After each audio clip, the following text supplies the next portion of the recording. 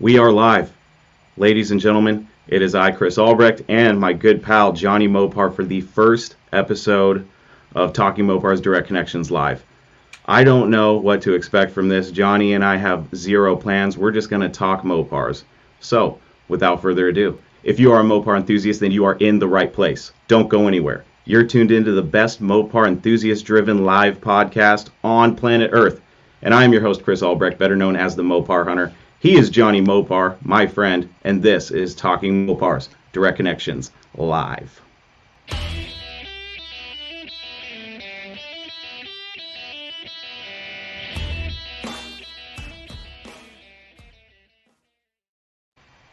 Johnny, we're here, buddy. How you doing, Chris? Good, live and in the flesh. Right I was saying that people like car crashes, and I'm sure this is going to be a car crash. So on my part, not on yours, Johnny. It's all good. We're just gonna hang out and talk Mopars like we always do. So, Yeah, I don't know if you know this or not, but I've been a passenger in a car crash before. Yes, that was an epic story, and you survived. Yeah, And I did. I'm pretty sure you're gonna survive this one too, Johnny. I'm hopeful. So what's been up, man? What have you been up to? Oh, not much. Well, I mean, a lot of stuff, I guess. On the Mopar front, I've been working on the Duster, trying to get the alignment squared away on the car, trying to check off those boxes so I can get the thing ready for the track, And then let's see, I got my D100 back from Dennis McKay, buddy of mine. So I have a lower D100 again, so that's cool. Happy about that. Awesome. Yeah, I saw that and I was like, oh, he got it back. For some reason, I didn't realize you had gotten rid of it, but your circle of Mopars is so big that I can't keep track of them all. And so far we have Hemi Bill has showed up. Brayden from 66 Salvage Restoration Speed Shop is up. What's up, buddy? And, of course, big blocks here, Matt Monroe. What's up, buddy? Thanks for joining us. How many people are in here? 28 people. Wow. All right. Oh, cool. We have an audience. Australia. What time is it over? What time is it in Australia right now? That are they got to be 12 hours ahead, or is it 8 hours? Wow. What's up, Matt? Matt, Big Block. Another awesome podcast you guys got to check out.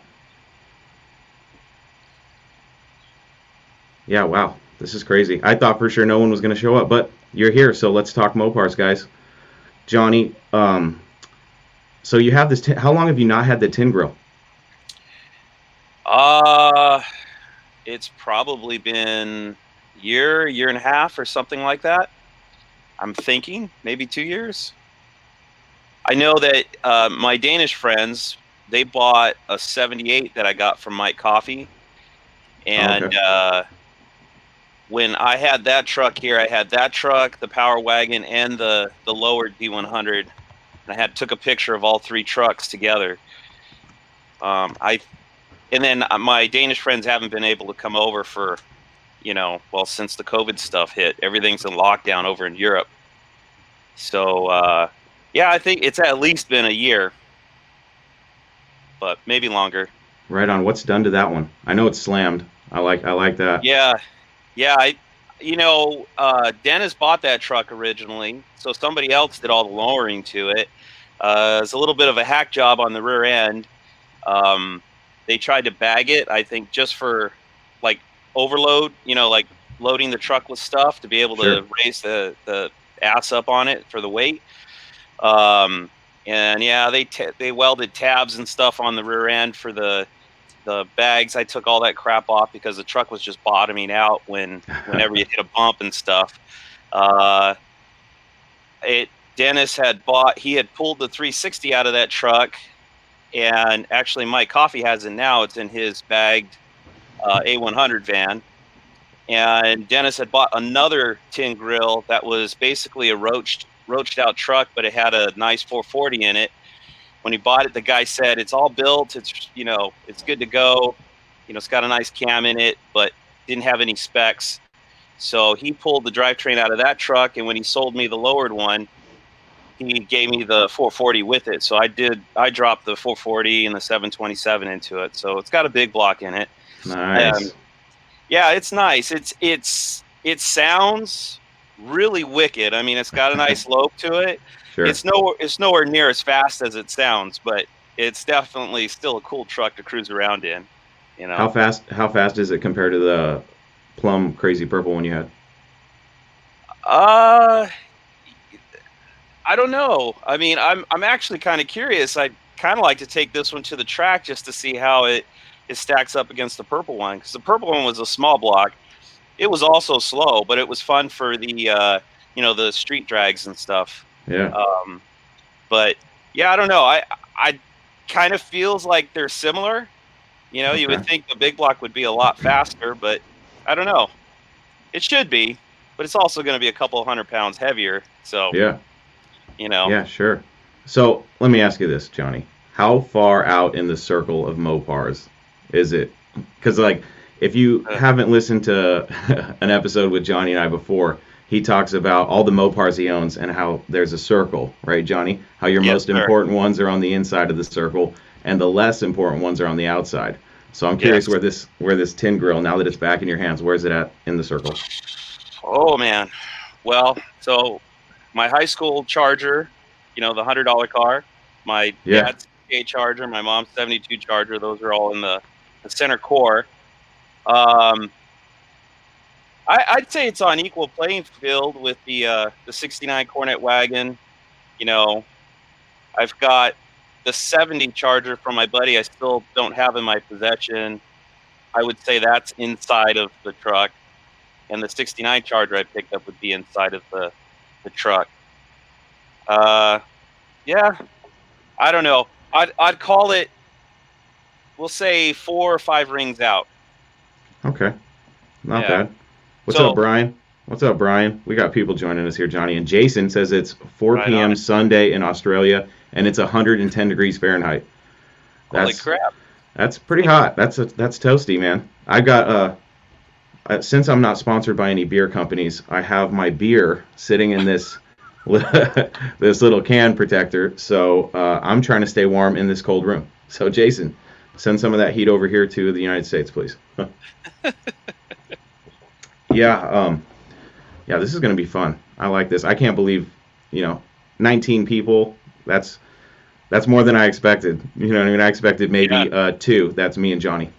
So, thanks to everybody for joining us. Like I said, we're just gonna, shoot the shit, uncensored, just having a good time. We're not here for a long time, but we're here for a good time. So, what's up, Blake?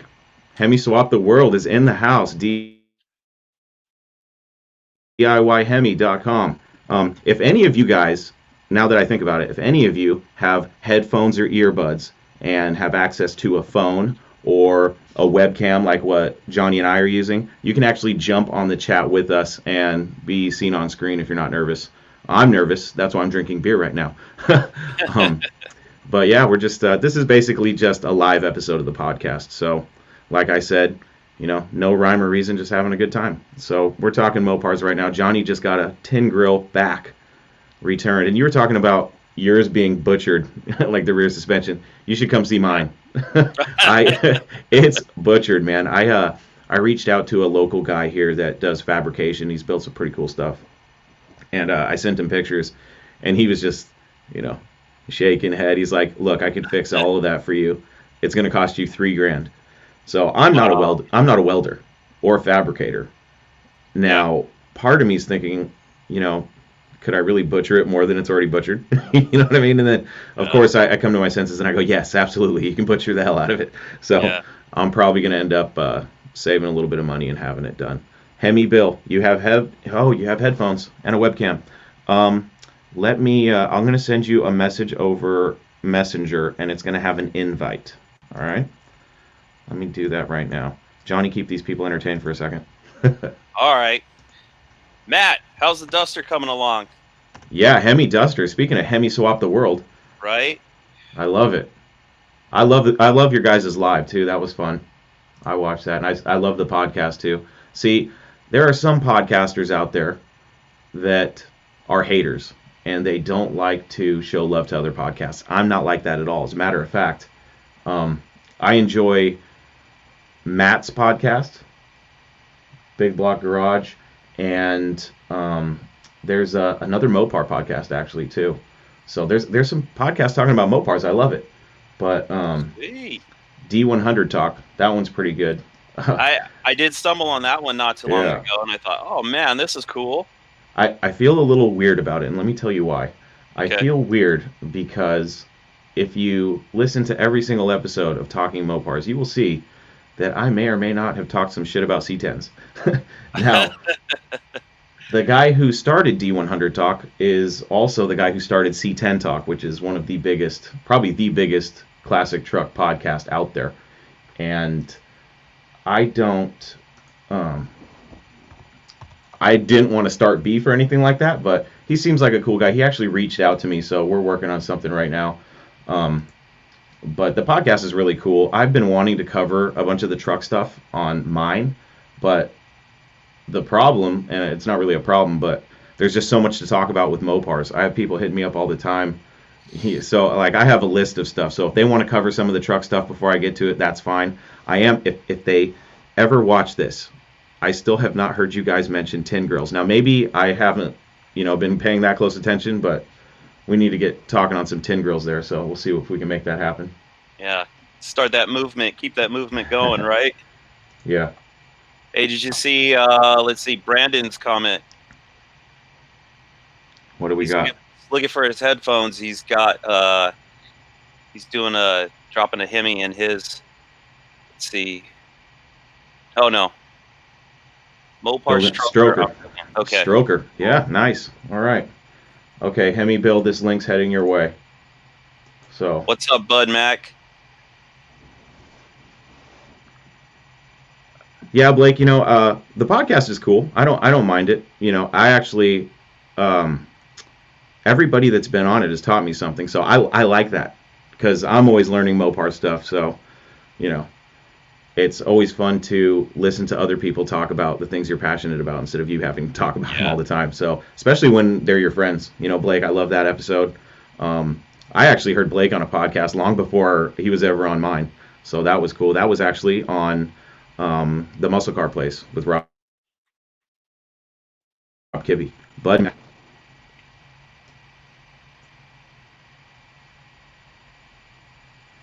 Let me try resending that, Bill. Resend the link. See if that comes through. All right, Blake. I will send you an invite. We can have up to 10 people on this screen, so wow. Let's try to get this happening. Bill, send me a message on Messenger so I can see if you actually got it.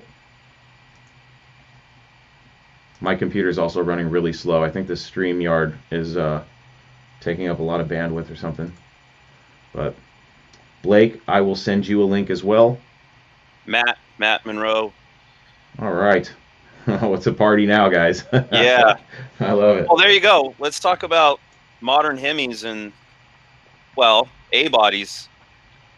I'm curious because, I bitch and complain about A-bodies all the time. Sure. I'm not saying I don't like the cars. I love the cars. I have one. But, man, they are a pain in the ass. So how much more or less of a pain in the ass are they dropping a modern Hemi in them? Funny enough, I thought that there would be, gobs of room in an A-body with a modern Hemi, but I saw a couple swaps and I was like, shit, there's really not much room in those things either. So let's talk to Matt about that. Matt, I'm trying to send you a message right now. This computer's really pissing me off. All right, here we go. Yeah, here's a little segue for you, too. You think A-bodies are bad. C-bodies are about equally as bad. Really?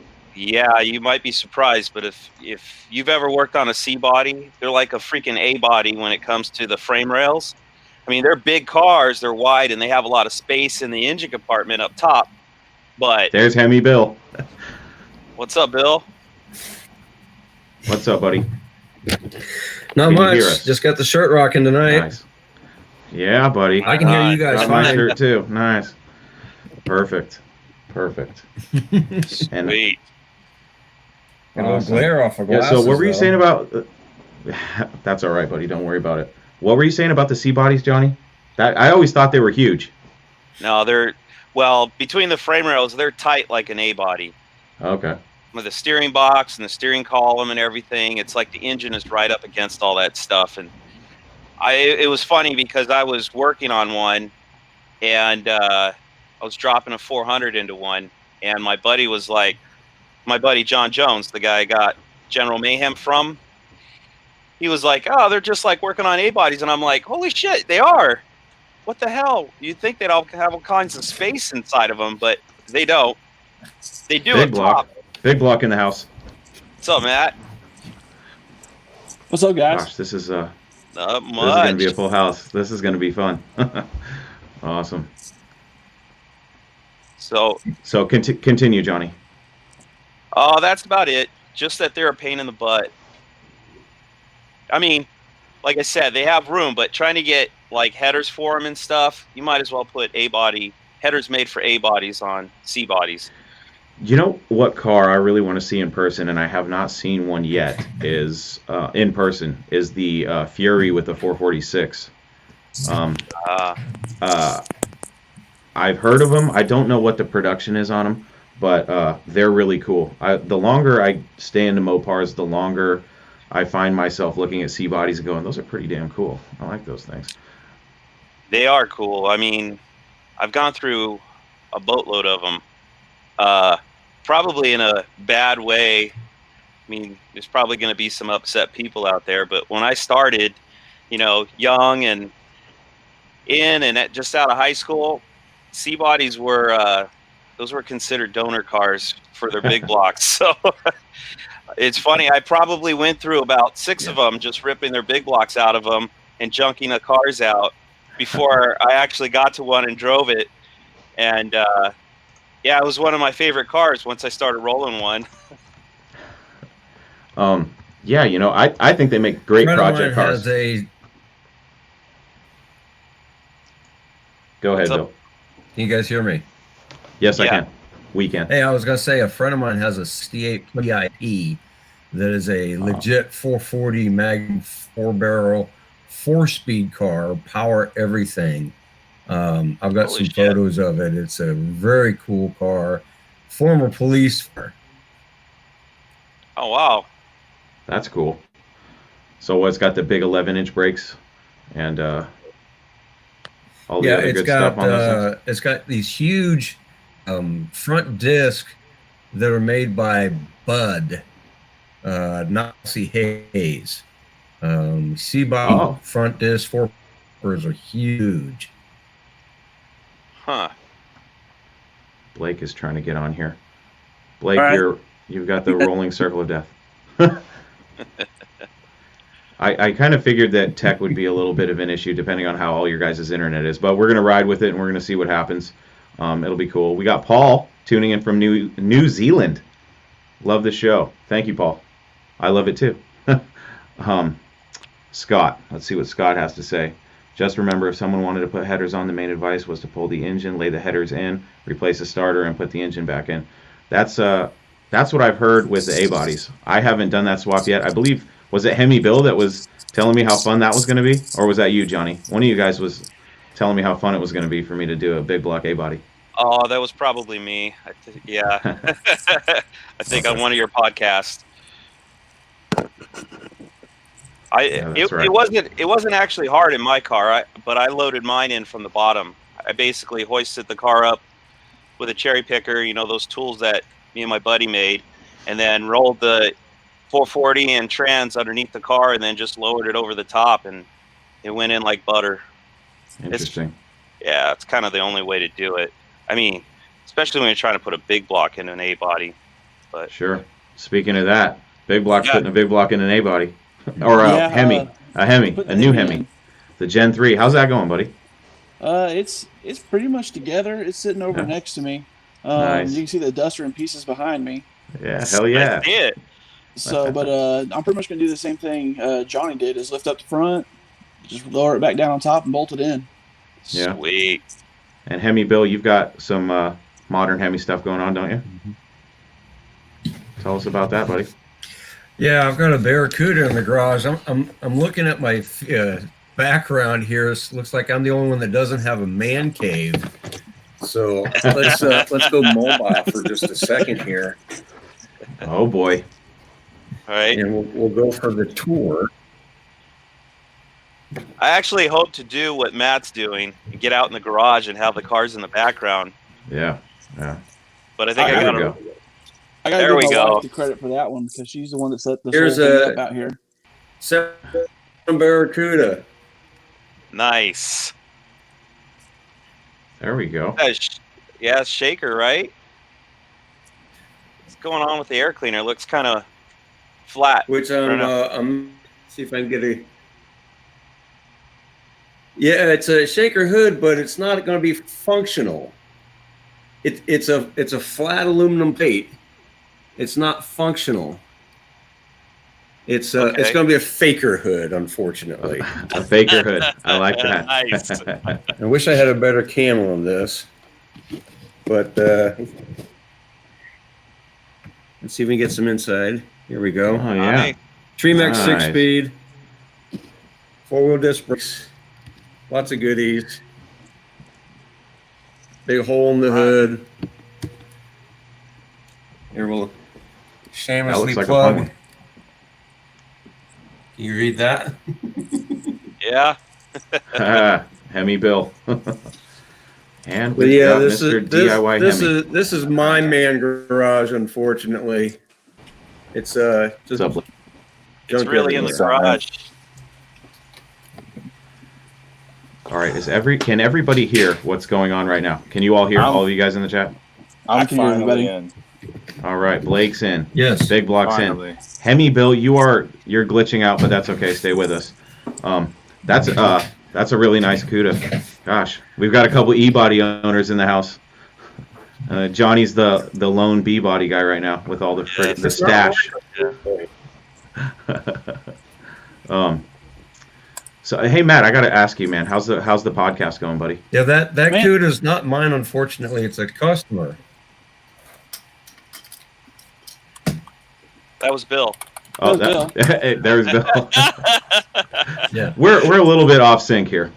Let's try this again. Matt, go ahead. Man, it's going good. Definitely starting to get a little bit more into doing a little bit more deep edits to try to Yeah, get sure. everything cleaned up a little bit, and realizing that takes a lot of time. Yeah, Yeah. man. Yeah. You definitely don't realize how loud someone breathes until you got to cut out every single loud breath they take. Yeah, Oh, it's, man. It's definitely I wish people could see the dumb shit that I have to deal with and I'm the only one to blame. You know what I mean? I'm like, oh man. I shouldn't admit this, but the last episode I'm sitting there and I'm recording and I farted and I was able to edit it out of the show. Okay? I'll admit it. I admit That's it. awesome. Okay? I passed gas, all right? That's awesome. We're human, okay? Yeah, I was like, oh man, I tried, dude. I was pinching, and it happened, and I was able to edit it out. I was very impressed with my skills doing that. So, That's awesome. Matt, if you ever have an issue like I did, go ahead and hit me up, and I'll tell you how to clean that up. So my biggest issue so far was I accidentally turned it on to where I could hear myself through the mic. Oh yeah. My brain slowed down waiting for the feedback. My buddies that I do the podcast with swore I was having a stroke because I just started saying, I got it. And they're like, I stopped and I go, am I talking slow? They go, thank God we don't have to pick you up. Oh man. Yeah, that's funny. That's as cool as technology is, it sucks at the same time because, we can send invisible messages through the air to each other on phones, and then we try to see each other and do something like this, and, shit always goes wrong. But anyways, Blake, you're in the house. What's up, buddy? What are you up to? Working on wiring harnesses at the moment, Yeah. and in the man cave doing some more recent stuff. So we're talking about the new 2015 plus locked brick DCM type stuff. So got manuals everywhere, but I think I'm almost wrapped up on this one. So want to see how testing goes on it. Nice. How's the truck swap coming? It's pretty slow right now. We haven't made a whole lot of progress on it. I've been traveling a lot with my day job, so I think I've been back and forth to South Carolina 2 or 3 times. So for us, that's like a 11-hour trip. Oh yeah. And I've been on the road a lot, so the truck is staged, ready to rock. The engine's ready to go. And the harness is sorted out, so I have the harness built for it. We're just waiting for another day to sit down, film, and go step by step. So filming does slow it down a bit. You know, you have to make sure you're being aware of showing the important information, the details. And that's really the next step, is to get a day where Mike and I can get together and start throwing the wrenches around again. And what year truck is this? It's 89. Fun stuff, man. 89. Oh, nice. Yeah.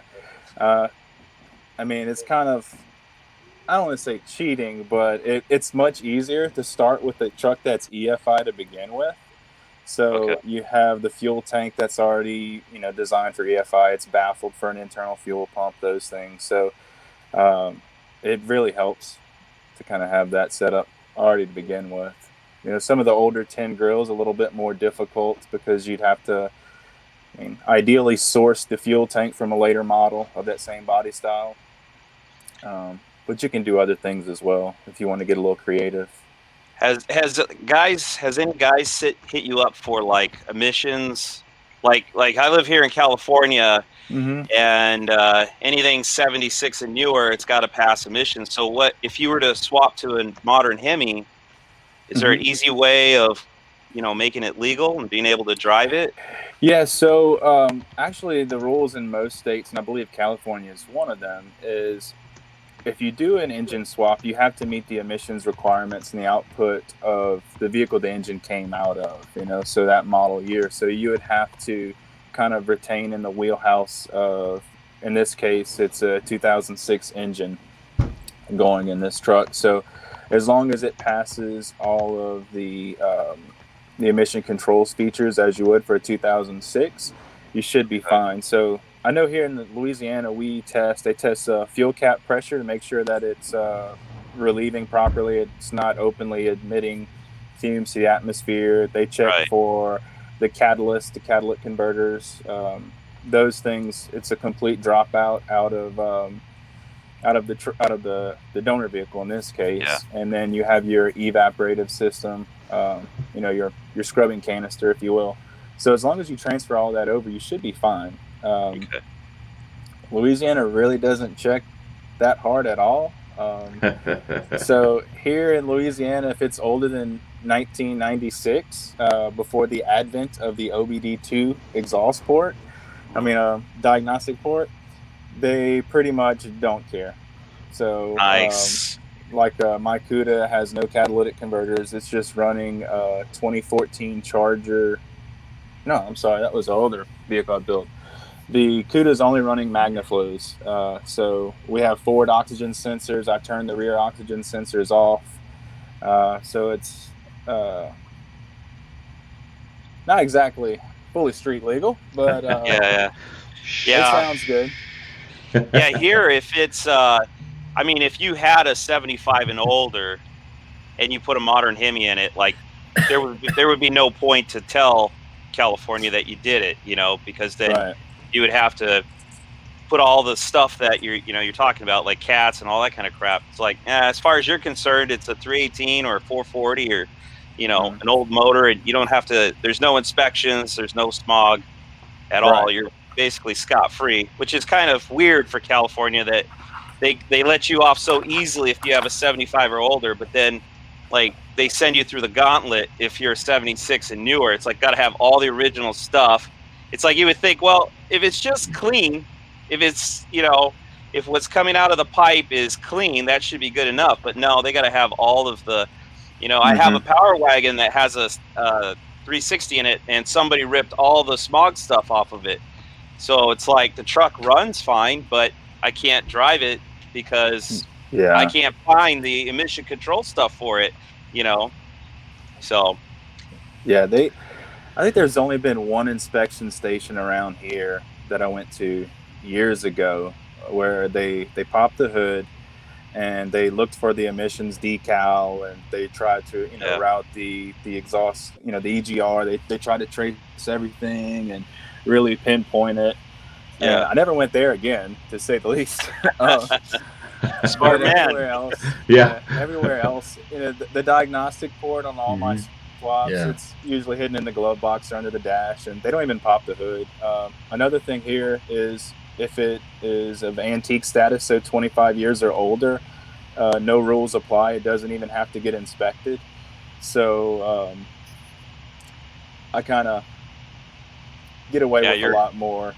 Yeah, you're in the clear. They're trying to pass something like that here in California as well.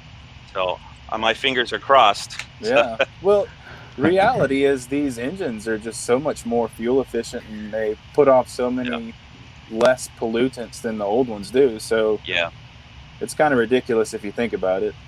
Yeah, you would think it'd be part of their agenda to promote, hey, let's put new Hemis in everything, The emissions. Sorry about that, guys. California's emissions program was supposed to be a rolling 30 window, and they ended up just going with 85 and up, and no rolling after that. A lot of people, including myself, were fighting against that tooth and nail, but we just couldn't get the legislation through. Yeah, 75, or 76 and up, right? Not 85. 75. Yes, 76. Excuse me. My bad. 76. There's zero inspection in Arkansas. Nobody gets inspected. That's awesome. Shit. That's nice. It's the boot, man. It's like the Arkansas, Louisiana boot. It's the boot of excellence, is what it is. Exactly. Nice. Yeah, you guys got it made, man. Everything. Well, except for you two up in the corner. Well, California is insane. Yeah, me and let's see, that guy. Yeah, him. That guy right there. I know SEMA. If you guys are members of SEMA, I'm not yet, but it's something I plan to join eventually. A lot of their fundraising, a lot of their membership dues go towards fighting some of these really ridiculous laws and some of that legislation. So they every year they put out circulars and a lot of information out there on how you can help kind of promote their mission, if that makes sense. Yeah, I like everything that SEMA does, especially with the youth and stuff. I wish I had been a little bit more aware of that stuff. I'm not sure if it was happening when I was in high school, but I would have loved to get involved in that. But way past that now. I'll be able to get a media pass. I'm trying to get a media pass to SEMA. That's about the only way I'll ever get in. So that's what I'm banking on. So Matt, how soon are you going to be stabbing that Hemi into the Duster? Well, it started out as just doing a Hemi swap, and then I decided to just go ahead and do a complete restoration while we're at it, since everything's out. Yeah, I heard your podcast on that, how it was kind of spiraling out of control. Well, we've got it in control now. We just got to put new rear quarter skins on and put floor patches in, and it's getting painted and starting to go back together. So hopefully like the next 3 to 4 months. All right. What color? I'm going to go back factory tour red, but I'm going to do do a 340 Twister clone tribute car. Nice. Oh, so what year is it? 71. Okay. I had a 72 EV2 car, and I was going to do the exact same Twister kind of a package on it. I love that look. It's that's a great look. It's really a mean look, and then just with the fact I'll have a Gen 3 Hemi in it with a 5-speed Tremec, so. Yeah. I go ahead. I was say I got so far down that rabbit hole. I bought the graphics, and at that time, this is many years ago, so I'm going to show my age here. That was when it was like the 05 Daytona edition Rams and Chargers came out, and they had that I think they might have called it Go Mango back then, but it was more of like a copper, a burnt orange. Yeah, I know what you're talking about. Yeah, I had the floor mats up at Mopar Nationals. I had them make the Duster logo embroidered floor mats in that copper color. I actually brought paint samples from PPG, had it matched. I went to a special electronics depot that they specialize in wide range of like LED colors, right? So I picked out a burnt orange LED diode that matched that color exactly, and that was going to illuminate the instrument cluster. I mean, everything soup to nuts to build that car. And at that point, man, I was trying to make it through school, and I just couldn't swing anymore. So I had to let it go. But man, that was a build of mine that I wish I would have kept to this day. Yeah, I think I remember you told that story on Talking Mopars with Chris, right? I thought I think had so. heard I think that. I did. Yeah. Okay. Yeah, I think so. Dang. Well, yeah. So I have a buddy of mine that has a 71 Twister. But that Twister package is sweet. Oh Yeah, for sure. I've said this before. It's like it's the epitome of poser cars, because it's like got all this bitchin' shit on the outside and it looks so aggressive, but then it's got like a slant six or a 318 two barrel under the hood, you know? Oh yeah. I think they were called like the sheep in wolf's clothing, right? Isn't that what they referred to them back in the day? That's very fitting. Yeah. I think that's what they used to call them. Yeah. Yeah, but they're cool. I mean, I love that strobe that goes down the center of the hood, you know. Then, but anyway, my buddy texted me. This is a few months ago.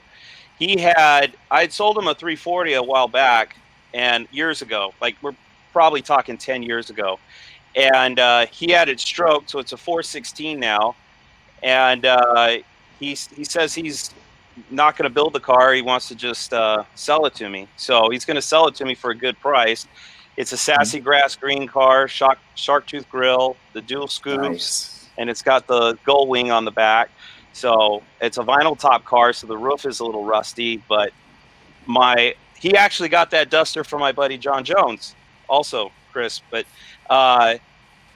John gave him a spare roof, a solid roof. So I just got to get the roof skin swapped on the car, and I don't know if I'll go back vinyl top or not, but we'll see. We'll see when we get the car. I shouldn't even be talking about it because I might be counting my chickens before they hatch, you know. But I do look forward on getting the car. Awesome. You're gonna jinx yourself. I know. That's what I'm worried about. So I'm gonna knock on some wood. But Johnny, you're gonna have to modern Hemi swap something. Vinyl's hard. I mean, that's yeah, you got to. You know, you're going to convince the world. Yeah. My only problem is I have so many projects, and I'm trying to keep everything as simple as possible. So, you know, quick bolt-ins is more my preference.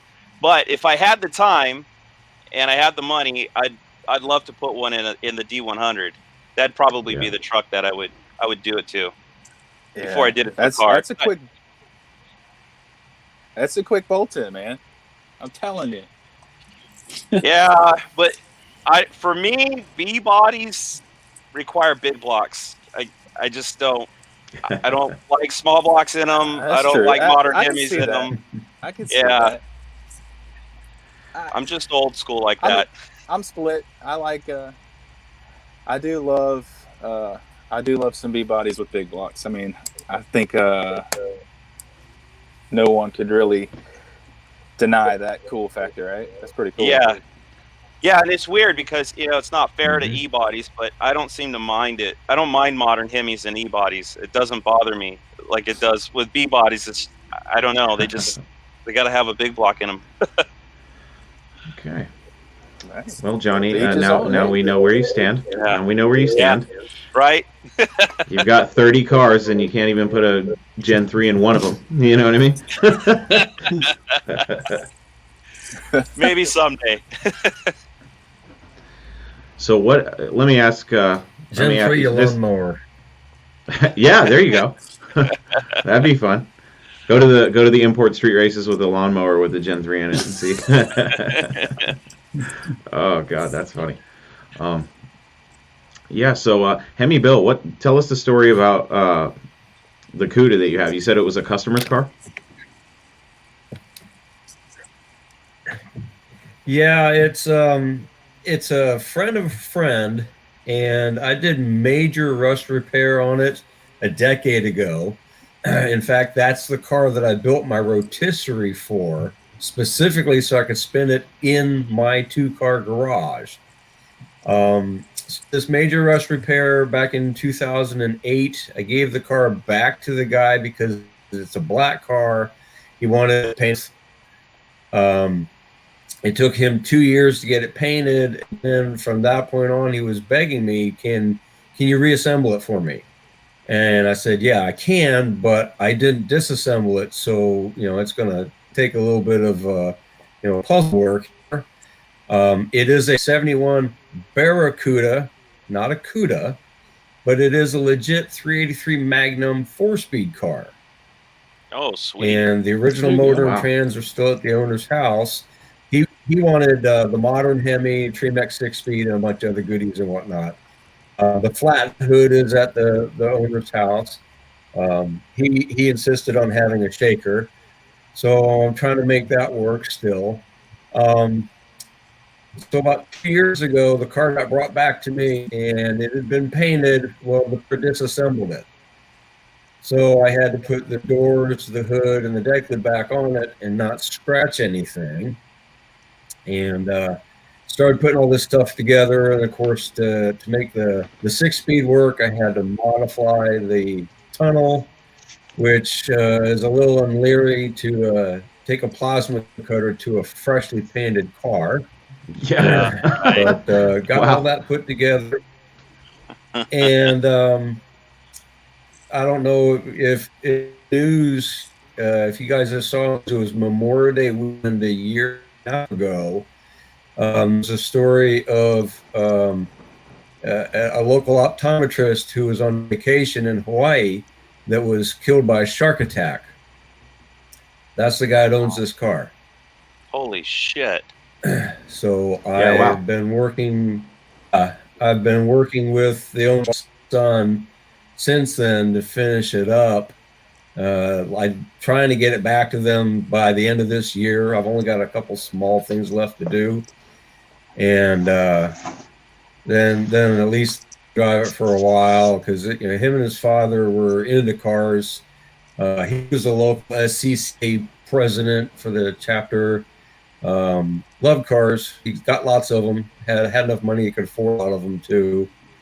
But when he died, unfortunately, it left a giant hole, not only in his family, but also in the local car club community because he was such a great guy. Wow. So, trying to wrap it up. What kind of challenges did you have swapping the Gen 3 in that car?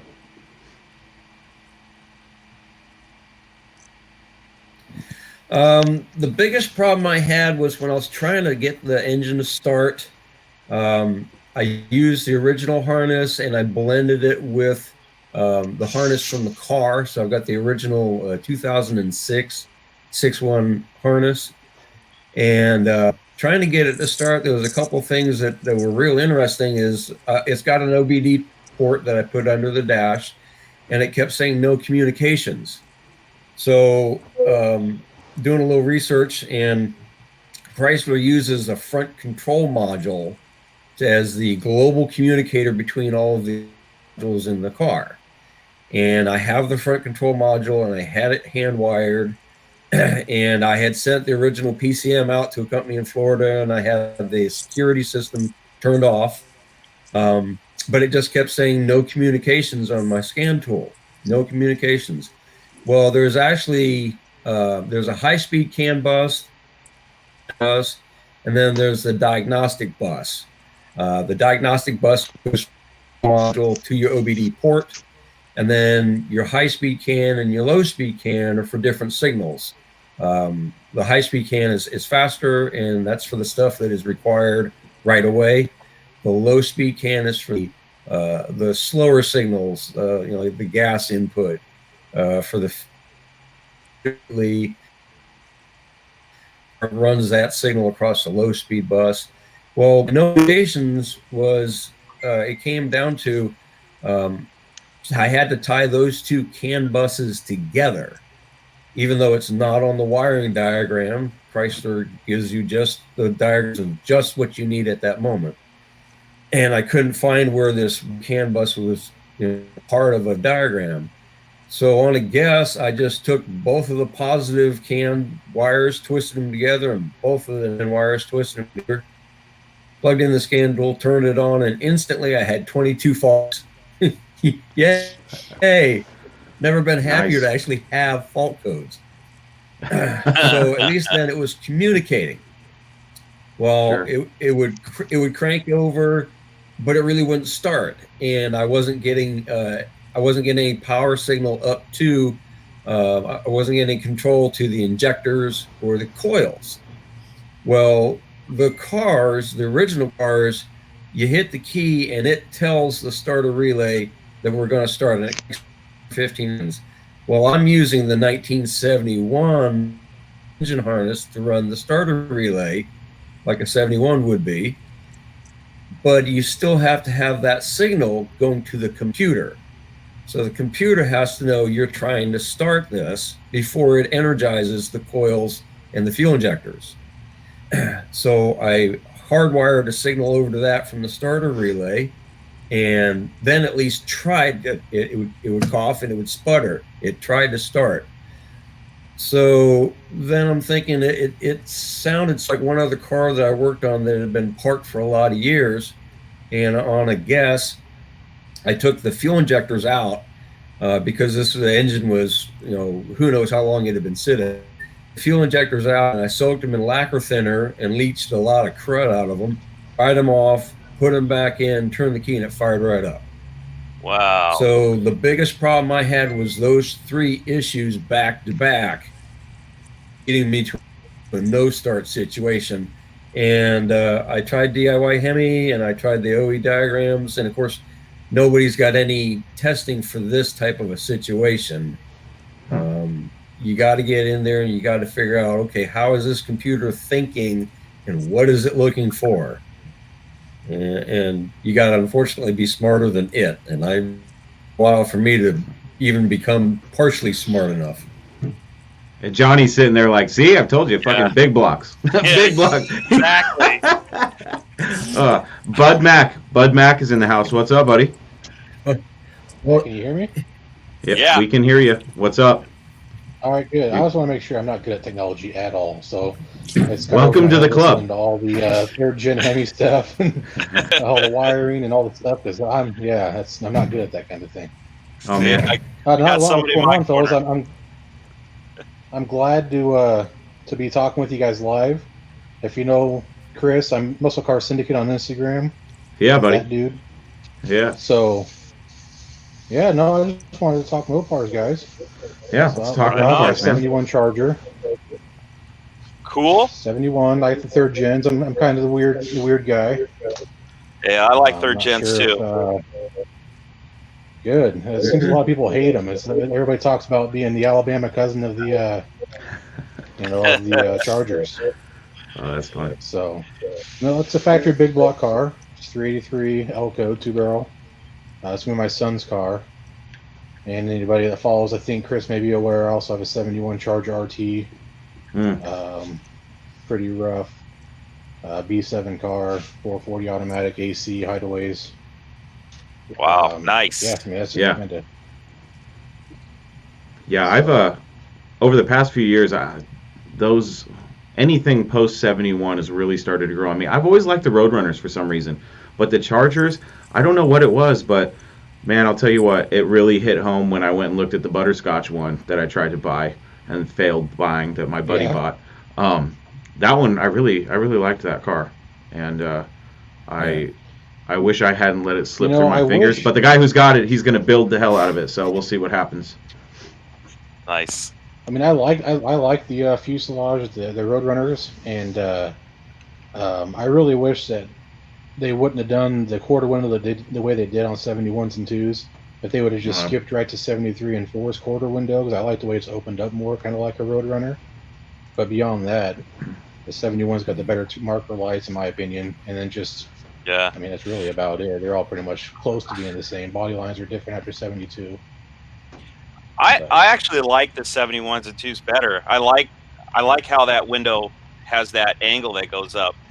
I personally don't like the 73s and 4s, but so I guess it's a taste, you know. I don't know. Some people like one way, and some like the other. Oh, I totally agree. I mean, it's kind of, it can be take it or leave it for a lot of people. But Yeah.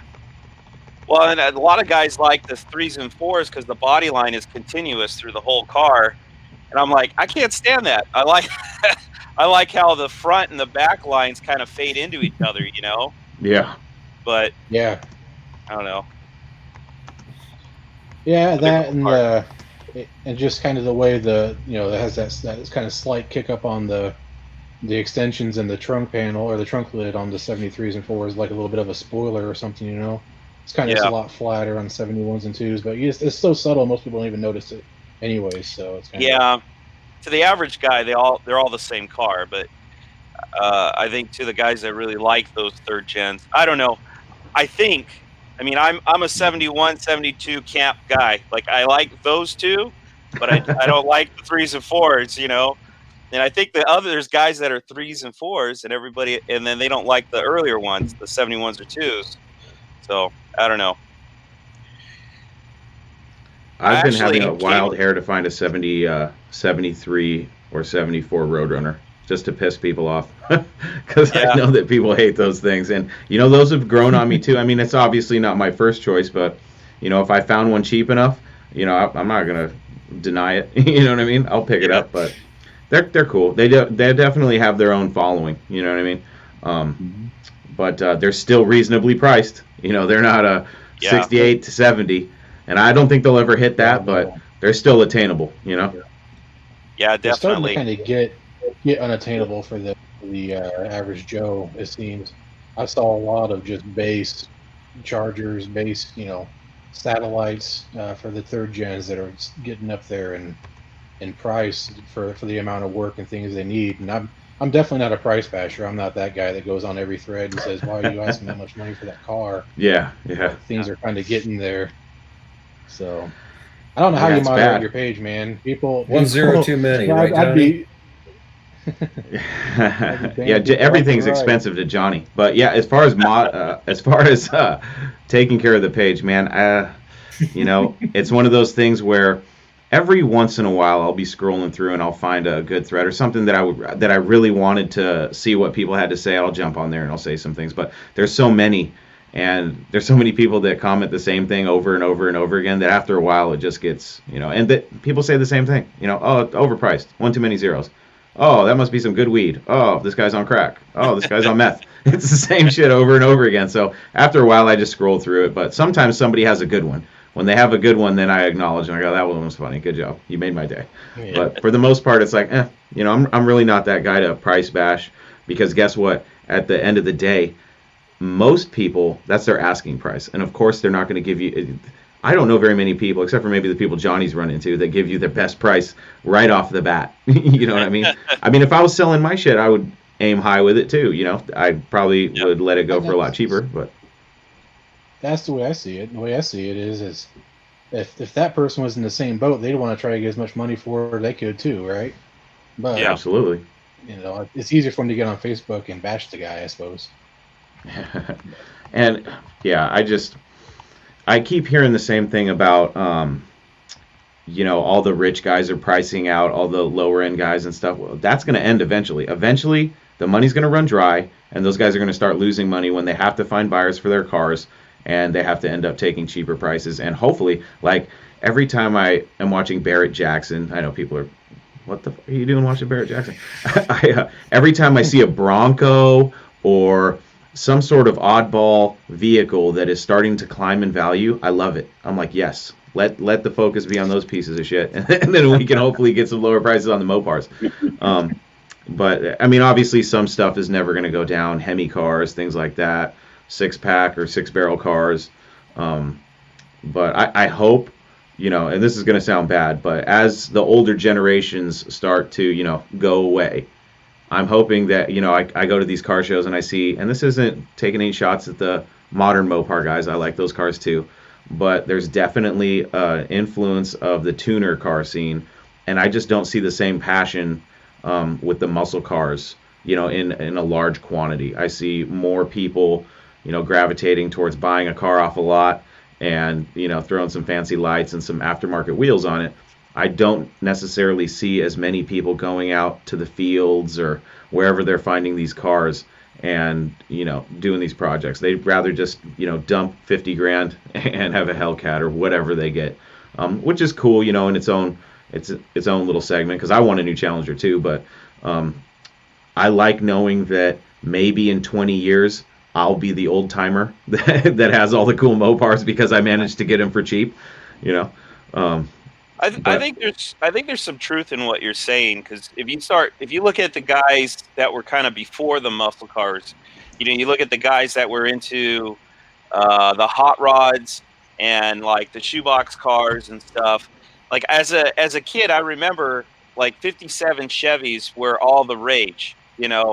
Like everybody wanted a 57 Chevy, and 57 Chevys were just like skyrocketing in value. It seemed like, and then I think and even like 55s and 56s weren't worth as much as a 57. It was like the iconic classic car, but I think those guys, and especially the older hot rod generation, like I think those cars have plateaued, and it's probably, a lot of those guys are passing on, and the guys that are into the cars after that generation, like the muscle car guys, were, I'm 48, but I'm probably on the young end of, that guys that are into those kinds of cars, and I don't know how many generations behind me we've got before they completely lose interest, like you're saying, going into tuners or, mini trucks or whatever,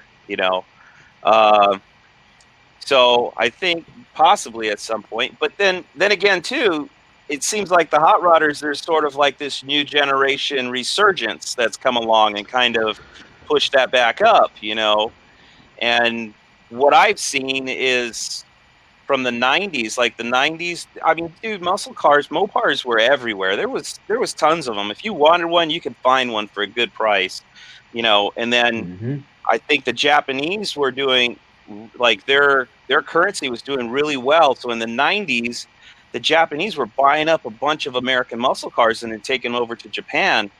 And then and you look at, like, today, I don't know if it's these TV shows or if it's Barrett Jackson or whatever, but that Americana muscle car scene is kind of spread worldwide. And I think they've gobbled up a lot of the cars and pulled them out of the country, because now you look around, I know a lot of them have been crashed or rotted away or went through junkyards, but it also seems like, man, a lot of these cars are overseas now, Yeah, that's true. Look at Sweden. I've shipped Yeah. two of them to Yeah. Germany. Australia, Europe. There's a lot of places where you like, especially with the podcast, I've been getting a lot of guys emailing me and reaching out for listener stories and things like that. And I didn't realize how big the Mopar scene, that little niche is still huge in other places. Australia especially, like, I got that on my bucket list now because so many people have reached out to me and said, hey, we've got Mopars down here and stuff that you don't have. And, I've been trying to, for the Australian guys and gals, I've been trying to do some research on that stuff because I definitely want to have an episode or episodes about Mopars that weren't available in the States, because there's some cool stuff out there that I wish we would have had here. Some of those Brazilian Chargers, I think those things are awesome. I think those are awesome. I wish I could import one. I was trying to figure that out. I went down this deep rabbit hole of how can I get one of those here? Because they're so cool. But wait, Hemi Bill, what do you think about the current market of Mopars? I mean, obviously, we all know it's insane. But what's your opinion? Well, you guys were talking about the older generation dying off, and unfortunately, I'm part of that crowd. I am 56, sorry, Bill. And you're still young. That's okay. My son is your age, and he's not interested in cars at all. And I don't know one younger kid in this area that's into cars. And some of it is I blame, believe it or not, I blame a lot of it on California laws, because out here you weren't allowed to hop up your engine So everybody went with the stupid graphics and the lowered mini trucks and the spinner beds and all that makes you go, ah. So, that's where the muscle car here died off because of that. I can't fault the people with the newer muscle cars. A buddy of mine, his wife drives a brand new Challenger SRT8, and he says it is the fastest thing he's ever driven, by far faster than his Hemi which is up in your area, Chris. But the reliability, the on-demand horsepower, air conditioning, and a warranty. Maybe one day I'll get one too. Who knows? Yeah. Yeah. The deeper I get into this, the more I've realized that I don't know if it's greed or what, but I really want one of everything. You know what I mean? I wanted my tin grill truck, got the tin grill truck. I wanted a Mopar. I don't like calling it a muscle car because my Dart isn't a muscle car. It never was. I'm trying to turn it into one, but I feel uncomfortable every time I say I have a muscle car. So I have my classic Mopar. I definitely want to get a classic muscle car. I would really like a B body. E-bodies are awesome. I love an e-body. And if I had the money, I'd love to have one of everything. But but definitely a B body's on the list. Modern. I definitely lean towards the Challenger. I wouldn't mind having just something I could get in and just drive and not have to worry about it. And then I have a newer truck, which is just my daily.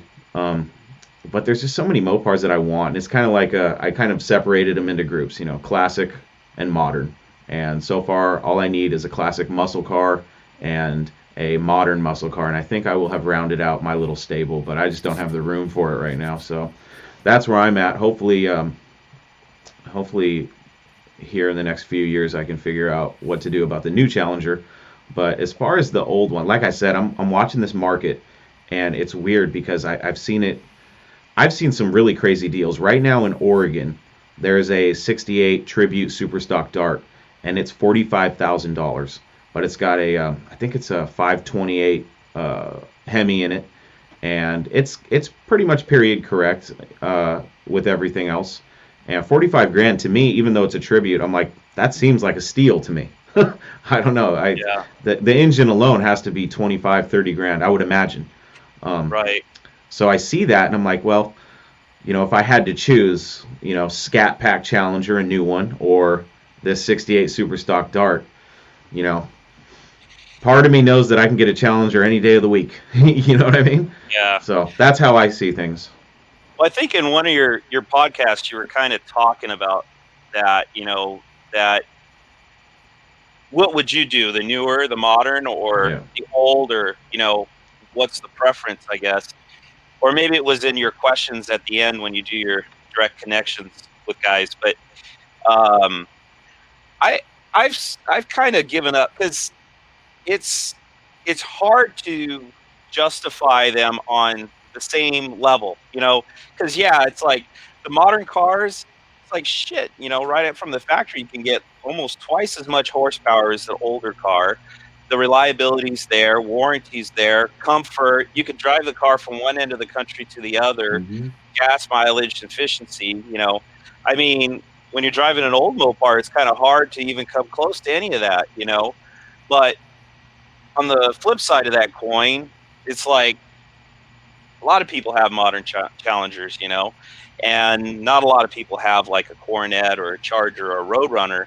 And when you see them on the road, I mean, they really grab you because it's just like, holy shit, there's something about that rawness, even though it's perhaps uncomfortable, inefficient, loud. I don't know. I think they're just on two different levels. Brutal. Yeah. They're what? Brutal. Yes. Yeah. I love the smell of the fuel. Brutal. The fuel gets me. Yeah. The smell of the fuel gets me. And I'm weird. I like to go to car shows and kind of sneak up to the window of the car and just and just take a nice big whiff of that old Mopar smell. I would have an air freshener called Old Mopar if I could. I don't know what it is, but it's like a drug. I would sniff it like cocaine. Just, oh god, it's so good. I love the smell of old Mopars. I don't know. It's my little fetish. I don't know what it is, but they're great. My Dart still smells old, even though it's stripped interior. Oh, scented candles. There you go. That's a damn good idea. I like that. I see something coming to the merch shop. Talking Mopars. We're gonna have to talk, Hemi Bill. I'm gonna have to cut you in on some royalties for that great idea. Right. Yeah. Yeah. I'm looking at this chat here. Hold on a second, Johnny. Okay, I'm looking at this chat here, and I haven't really talked about Dakotas much, especially the newer ones, not the new ones that were a few years ago. But Brayden here says he's got a 97 RT with a 68 stroker 318 made into a 340, 40 over, 340 crank, X racing heads. It's got a comp cams, mother thumper, and an original 340 Demon intake manifold. I like those older Dakota RTs. I always have. The extended.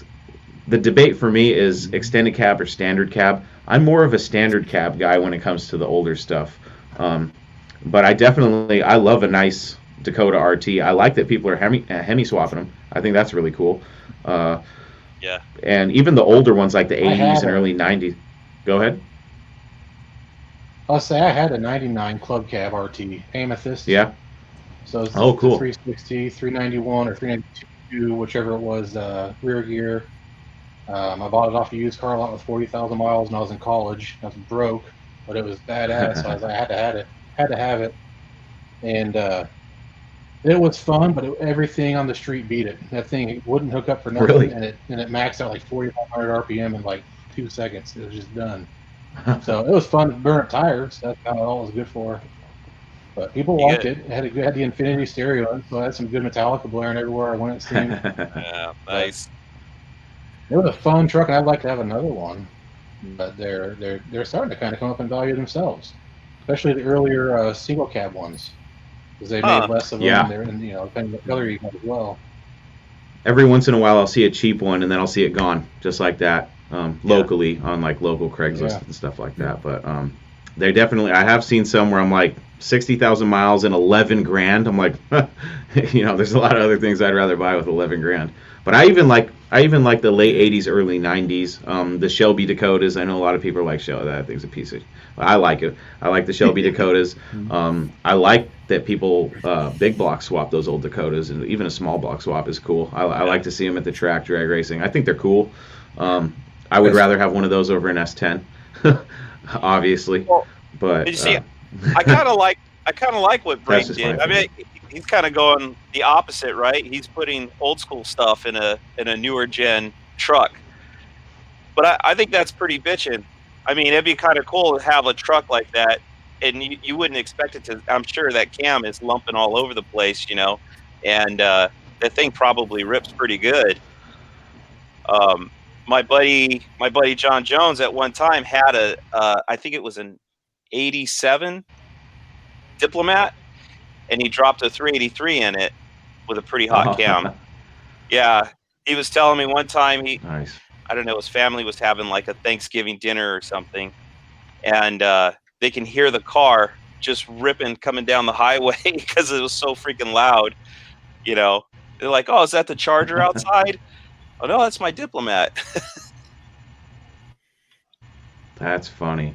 Yeah, my dad, when she passed, my dad still has her, I guess you could call it cherry now, but it's an 85 Chrysler LeBaron. It's light blue with the blue vinyl top, and my dad will not get rid of it.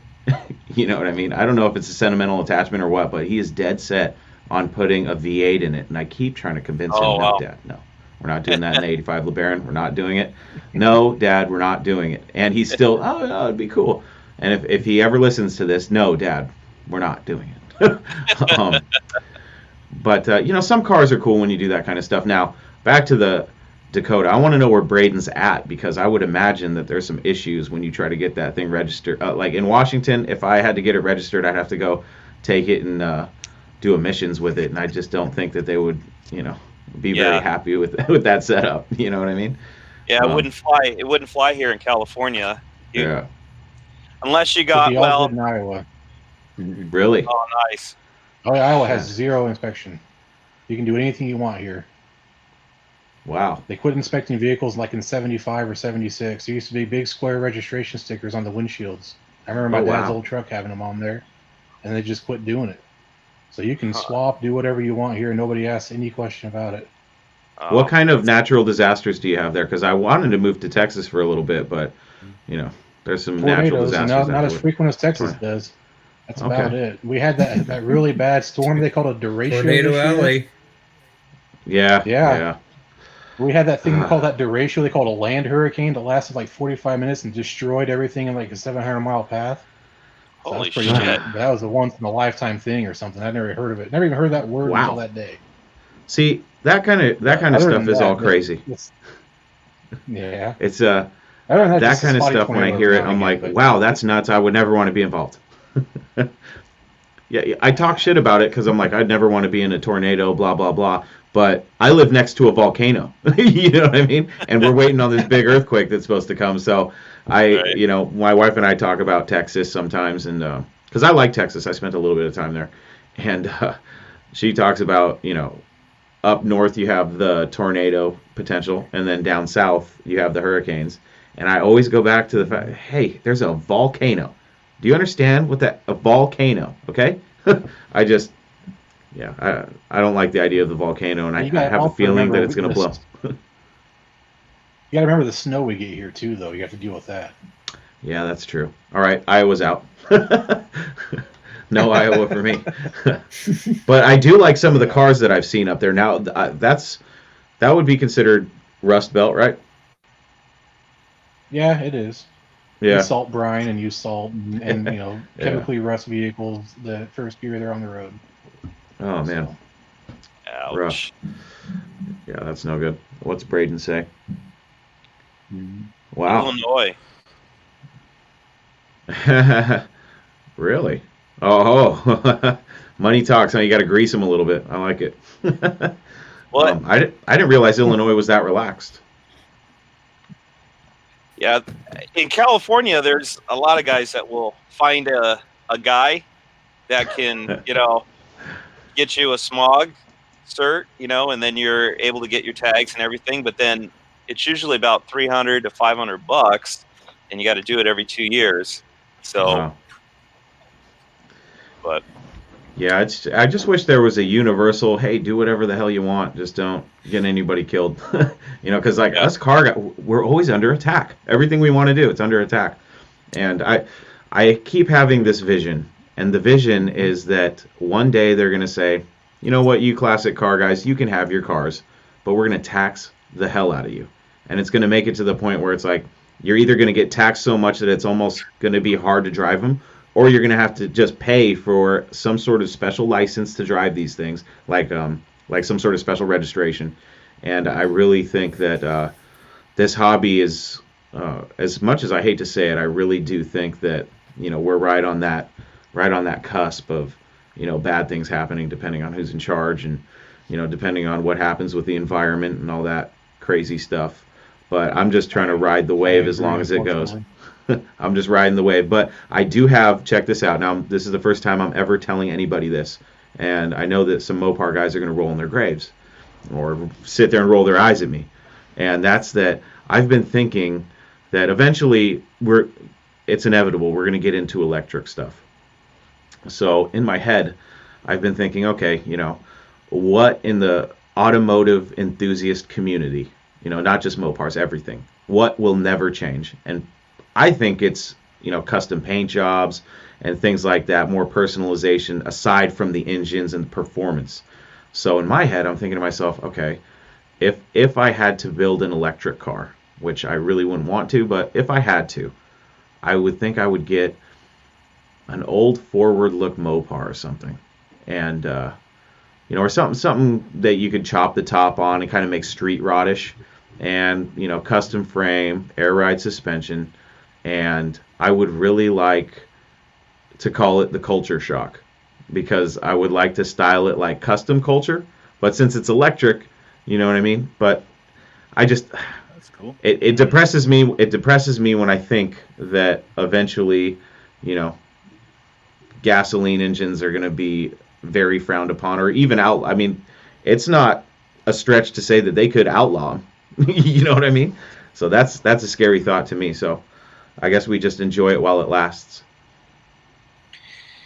Yeah, I don't know. I mean, it really feels like we're going there, but I don't know. I do a lot of listening to guys on YouTube. You know, they're kind of underground, I guess. And I don't know how realistic it is. I mean, I think if everything was forced to go to electric car tomorrow, I I think it would.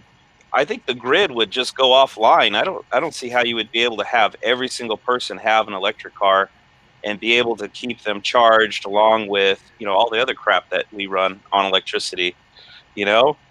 So, and then I think that, like, you know, if you get into like the big conspiracy theory stuff, like the military industrial complex and the stock market, oil is so tied to all of that stuff. I don't know if they would let it die, even if it did make sense to go to electric, you know? So I don't know. I guess I'm hopeful that we stick with gas for a while, at least in my lifetime. I just think it'll be taxed. You know, as long as you can afford the taxes, you can do pretty much whatever you want with cars. That's what I'm expecting. Kind of look at it like Yeah. kind of look at it like the cigarette industry. They won't let them kill them off, but they tax the crap out of them. You know, Yeah. Yeah. and in turn tax the buyer Yeah. to be able to have them cigarettes. Well, and I Like could Chris see said, that. I kind of agree on the point that they're gonna keep taxing us to death on every little thing. Hey, you need parts for 1970 whatever. There's a $100 surcharge on that part or something, or things Yeah. of that nature. I guess I don't know.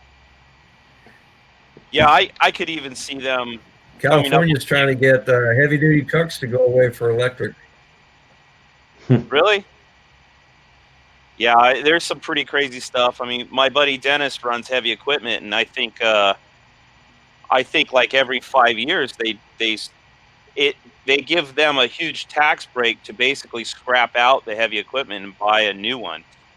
You know, so I don't know. It seems wasteful to me. It seems like the heavy equipment is running just fine. Why wouldn't you just keep using it? You know, but they incentivize the company to basically scrap it out and go buy a brand new one. You know, Hmm. so Okay. Now it Well, makes the sense because it California sounds like. Air Resources Board put the time limit on them too. Oh, really?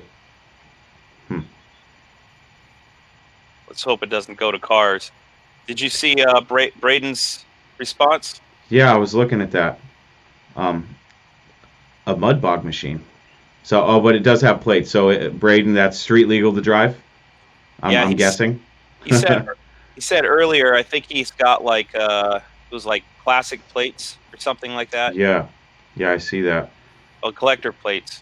How how how lifted of a mud bog is this thing? Because when I was driving trucks over the road, I remember I was in Arkansas, and from gosh, I'm gonna over exaggerate here, but from a mile away down the highway, I could see all these bright colors, and it looked like flags, and I'm like, what the hell is going on here?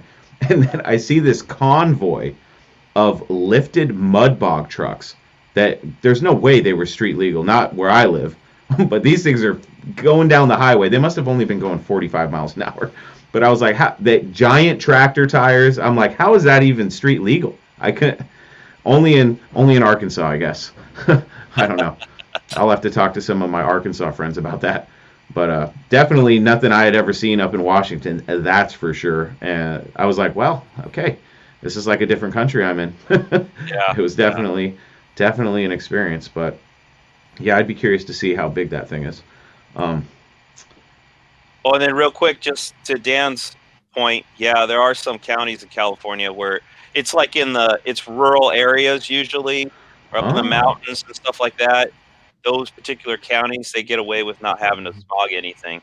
Those guys are lucky. wow, I thought it was statewide. I thought all of California was No, messed up like that. Wow, no, interesting. it differs. But I think it's got to be. It's like in those areas where it's so rural that there's not a lot of vehicles to begin with, so they don't have smog problems, you know.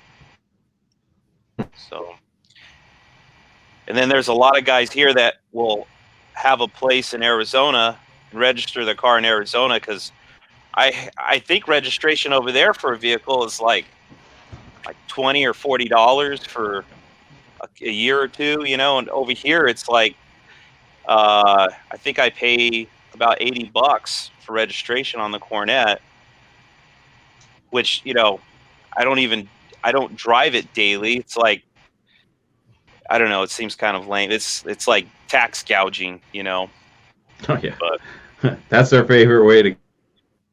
I just hope to get out of, hope, you know, because thing that I see and I love it, but I shouldn't say hate it. I love it worries me at the same time, and that's ratty muscle cars because now I've seen the prices of ratty muscle cars. You know, that's, you know, needs restoration but runs and drives. I've been seeing the steadily climb, and I'm like, oh, you know what I mean? Because for a while, it hadn't like it you know, roadkill, but they really that niche up that we had. You know, that secret niche of we'll drive, you know, the ratty and enjoy them. And now everybody's like, yeah, so now you see the prices of those things getting crazy. But I don't know. I hope that they still are attainable in the future. We'll see.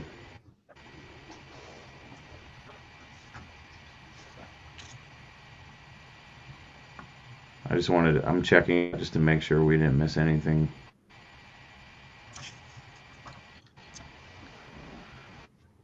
so Blake?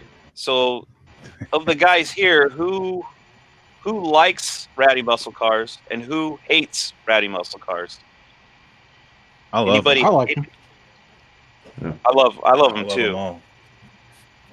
But I know they're not for everybody.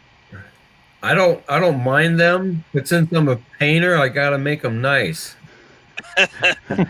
See, I knew Hemi Bill was just waiting in the wings. I knew it. I saw him. No, He started to twitch as soon as you said ratty muscle car. I get it. If I was a painter, I'd be like, let me paint that thing. You know what I mean? Yeah. Yeah. Yeah. They're awesome. I can afford them. I shouldn't say that. I'm close to being able to afford them. You know what I mean? Yeah. Yeah, it's definitely a trend that I hope doesn't slow down, but in a way I do because I want them to stay cheap. You know what I mean? Yeah. I've said it for a while that I think it would be cool to have a little small time dealership that just buys ratty muscle cars, because I think if you were smart about it and you went to the right locations, you could get a lot of cool cars that were close to running and driving, get them running and driving, and just sell them as project cars. You know what I mean? Mm-hmm. But I don't know. I also think that a ratty. 69 satellite. Go ahead. Oh, sorry. There was just 69 satellite here in Iowa that just sold for I think $2,600. That Holy shit! Wow. It had rust in the upper sail panel, and I had no money, of course, so I can't buy it. But That's always when those deals pop up. Oh yeah. God. Yeah, that's who had it. But yeah, $2,600 had the 318 in it still. I mean, it needed some work to get running and driving, but the bottom was just super solid. Wow. So, Yeah, that's a deal. So- Those are the cars. Those are the cars that go. Yeah, those are the cars that go really quick. Unfortunately. yeah, Yeah. it There was was, the same day he posted. Wow. Week before last, I was out in South Carolina on business, and so with the all the coronavirus stuff taking place right now, work's like, hey, look, you have to drive, can't fly. You know, we don't want to risk exposure, all that stuff. Okay, fine, no problem. So I'm in a rental car, and I'm on my way home, and I'm in the heart of this little town called Seneca, South Carolina, and I'm driving through the woods to get to the interstate because it's way off the beaten path. And I miss a turn. So I have to cut through this little side road to get back to the main highway. And in this side road, it's like I drive through a junkyard, and I see in the woods a 4-door 70 satellite. And I don't know about you guys, but it's ratty. I peeked and I just saw the taillights through the woods, and I'm like, holy geez, that's a 70 satellite. and I look a little closer. I literally put the car in reverse, back up, and I'm like, oh, it's a 4-door. That's so sweet. I don't know about you guys, but I love all of them. I love the 4-doors, man. A 4-door B body, I think is sweet. I have to And as agree. far, Agree. oh yeah, that's all. I Yeah. love them. I think the wagons, all that stuff is cool. Oh, Um, I you love know, wagons. yes.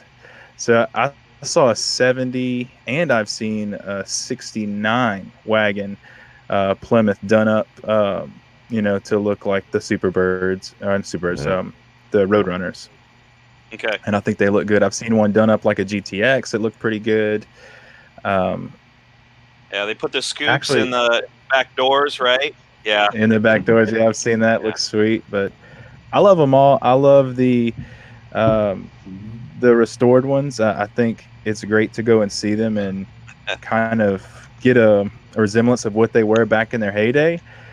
But man, there's something about that rattiness that just draws me like a moth to a flame. It is just so cool. Just get in it and drive it. You know what? For me, this is, I don't know how many people agree with this, but like in my heyday back in the 90s, I didn't have a lot of money. So most of the cars I bought were ratty to start with, and it was just to get them running. Like you just got them running, and that's what you drove. That was your daily driver, got you to work and home. Uh, and I mean, sure, I wanted a nice car, but it was like all the emphasis, all the money I had to spend on the car always went into the engine first. So it was like you'd Mhm. hop up the motor or you'd build another motor for it on the side until you could swap it, and like paint and body was down the road. Bill sitting there and waiting to go to work, and you didn't do it because you didn't have the money to do it. Uh, Right.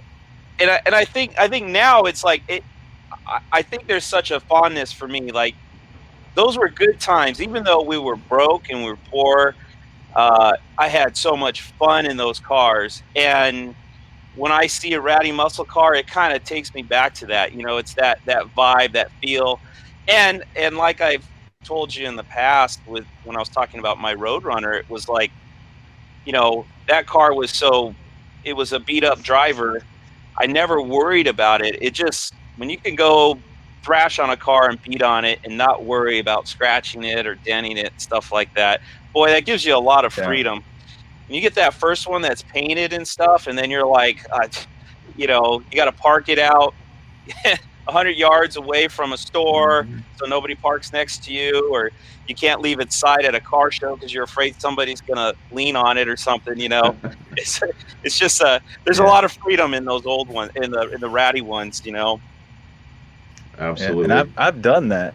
I've done the have to pack tennis shoes Used to- because you park so far away from the store. The pristine car. I've done that, and I have a lot of respect for them. But I agree with you so much. My car is the paint job on it is literally older than I am. It was painted in 1977, and I just put some compound to it. The Organosol black it's still the original, flat black on the hoods and the top of the quarters. Sorry, front fenders and doors. But I buffed it out as best as I could. Put the stripes on it, and literally, I don't have that fear. And that's something Yeah. that for me is relieving as opposed to times of old when I've had that car parked miles away, and I've had the GPS tracking alarms and everything else, and I was just so fanatic about it. And I actually had a car in college that I lived in a little. I lived in some dumps, man. I think my rent was like $200 a month, and it was like in the middle of the ghetto, right? It's all I could afford as a starving young mechanic, right? But I had a nice car, and it was down, in the parking lot, and I would wake up in a cold sweat in the middle of the night, like, oh my god, was that the cam? Did somebody crank up my car? And I would just top speed. I'd run downstairs, go out into the parking lot, and it's like, oh, it's still there, thank God. When I would take the car out, I literally had a heavy gauge steel chain wrapped around the axle. I drilled. My landlord didn't know this. I drilled anchors into the parking lot. Where my parking spot was. I would padlock it. I would take the entire ignition system off the car. I would pull I had a standalone fuel system on the car. I would pull the fuse for the car. I mean, it was like a 20-30 minute ordeal to kind of, make this unstealable car, because my friends were getting theirs stolen left and right, Yeah. And so Yeah. I started dating my wife, my girlfriend, she's my wife now. And I remember just one night just waking up in a cold sweat, and she's like, "Oh my God, what's wrong?" I was like, "Somebody's stealing my car. Stealing my car." And it's like, that's funny. That versus now, it's just, I don't have that anxiety, Yeah, it's funny. I did the same thing when I got my Coronet painted. I'd pop the distributor cap off and pull the rotor out, put it in my pocket when I leave the car, and then I thought, man, somebody might figure that out. So then I would pull the ballast resistor off the ballast resistor, the plug, and I would set it on top of the prong. So if you looked at it, it looked like it was plugged in. So if somebody tried to start it and they had their own rotor, I don't know why it's not starting. Hopefully buy some time, but yeah, ton of anxiety. That's hilarious. You don't have to worry about people stealing your cars if they don't run. So I don't have that problem. That's true. That's true. The guy I got my car from, I remember when he first delivered it, and he dropped it off. I'd bought a car from him before, so this go around he trailered it over to my place. And I remembered maybe that night trying to get it started. It sat in the barn since the 80s. And I was trying to get the 340 started, and I just couldn't figure it out. And I was like, why don't I have spark? Why don't I have spark? So, all right, so I whip out the test light, and I'm going after everything. I find the most miniature kill switch I've ever seen in my life. This thing was like a toggle switch. It was like an ant. It was hidden in the fresh air duct. You had to reach your hand into the fresh air duct, go up, and just kind of feel around there. And the only reason I found it was I was, looking under the dash, and I saw some brown speaker wire. What the hell is this going? And it went over and it tied to the ballast resistor, just like you're talking about. And I'm like, nice. You gotta be shit. So I flipped that little switch, and sure enough, it fired right up. After sitting for so long, but. Kind of the same thing, hilarious. Right? We all had these very, very troublesome ways, tried to make it harder to get stolen. And I just think now I live a little bit easier. I'll hit in the parking lot. I do have a GPS tracker on it because they're like $20 nowadays, right? But other than that, that's it. Like I go into a cruising the coast. We were a week-long cruising the coast in Biloxi. I'd leave it in the parking lot at the hotel. I'd go to sleep, and I'd sleep like a baby. And I knew, hey, I could always find it. Got a tracking bug on it. I'll pull out my cell phone. I know where it's at. I'm not going to worry about it. I'm not going to worry about the paint getting scratched. I'm not going to worry about a little kid breathing on it too heavy. The way I look at it is, it's up to us to keep this passion alive, right? And when I see a little kid gawking on a corner or at a car show, and it gives an opportunity to discuss the car and, educate them on what they are and instill that passion in them. That's what I like about this rattiness is, hey, go ahead, touch it. I caught my kids climbing in it like the Dukes of Hazzard 2 days ago. I didn't freak out. That's awesome. Nice. Hey, Dan says, me See, and my I had an opposite. Go ahead, Bill. Yeah, go ahead. Go ahead, Johnny. Oh, I was just gonna say. I was gonna say that I had the opposite problem. There's a delay with you, Bill. Charger RT, the one that was sassy grass green. Yeah, I know. My 71 Charger RT that was sassy grass green. I did a full restoration on it, and in 2000, and one day I was driving it. I was actually picking up a date, and somebody hit my car in an apartment complex. So, needless to say, the date didn't go very well. I took the car home, and I had it at my house, and I'd start to sand out the scratches, and I'd just start to cry, and I'd put the car cover back on it. And then another day I'd go out and put some primer on it and cry and cover it back up. It probably took me weeks to touch up the door and the quarter panel from a key. And I don't think I drove it much after that. And I ended up selling the car in 2001. There's some photos of it on my website if you ever want to go there and look at the old cars. It's very heartbreaking. So I understand the desire to keep it, low key, and nobody wants to steal it because it doesn't look flashy or anything. But as a painter, I got to keep them nice somehow. Yeah. Oh no, I think you do great. I mean, if we don't have good painters, then how could we really appreciate, some of those body lines? Good clean paint can really show off some of them beautiful body lines. Yeah. And Yeah. it's great to have those beautiful cars out there. I don't want to take anything away from that. Absolutely not. Yeah, I think but- ultimately it's not one over the other. Kind of like the new Challengers and the old muscle cars. It's like they're all their own camp in a way, And it's nice that they're all in that Mopar vein. We can all own all of them, but it's like, okay, you got the new Challengers or the Chargers, and you got some nice muscle cars, and you got some ratty muscle cars. It's almost like the best world would be if you had one of each. And you could experience each. Trying, one of Johnny, those. trying. Right. I hear you. Did you Okay, guys so- ever? Bill, you were Oh, go ahead. Go ahead. I Bill, you was were just talking gonna, about. Go ahead. Go ahead, Johnny. I was just gonna say what Dan Streeter was saying. He said me and my coffee could start our own ratty muscle car dealership. Yeah, you could.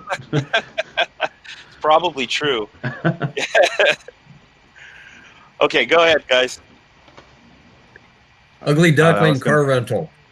Look, I want to have a little expansion, a little spin-off of Bill's story here, talking about dates. So here's this was when I had a nice car. When I talk about nice paint and everything, when I had a nice car, and I was a young man, I was dating at the time. My secret to keeping a nice car at that point in time was to have a really shitty car. Okay, so the rite of passage. Get this, guys. So I had this really busted up 1990 Nissan pickup truck, little hard body, right? And this thing was so bad. I mean, my dad borrowed it one time, and he broke a key off in the door, so you could unlock it with like a pocket knife. About a month later, somehow a key got broken off in the ignition. It was the same way. You could crank it up with a pocket knife. So when I would go pick girls up for a date, I would show up in this. Oh, that was so bad. It had no paint left on it. It would made the timing chain. I'm pretty sure was trying to eat its way out of the engine. It drank oil like a sailor drank alcohol. It was the worst thing ever. It was so bad.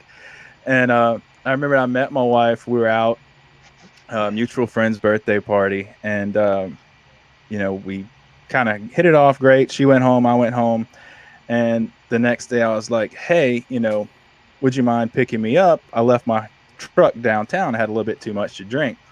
And I think it was at the point where I had to climb in through the sliding glass and fish pocket change out of the ashtray to crank it up to drive it home. I think that's when she fell in love with me. So I think, at that, she didn't even actually see my nice car until like the third date. She was like, wait, you actually don't have just this piece of shit? Great. That's awesome. But it was twofold, right? I make sure they like you for you, not just your cool car. And the second thing is it keeps your car from getting all banged up. Yeah. Yeah, definitely. Because when they're out on the street, I mean, they're exposed to all kinds of things, and it seems like, well, I don't know. Maybe it's more of nowadays, but when I drive an old car now, it's like, man, it's awesome because everybody's got their eyes on you. And it's like, it's good because that means you're not going to, be daydreaming somewhere and slamming into the back of my car. It's like, yeah, here I am. Keep your distance, So, Yeah. It's cool, man. But- They're just something about them too, and they're not on every corner. We talking Mopars, right? Yeah. I don't know how it is in your neck of the woods, but in Louisiana,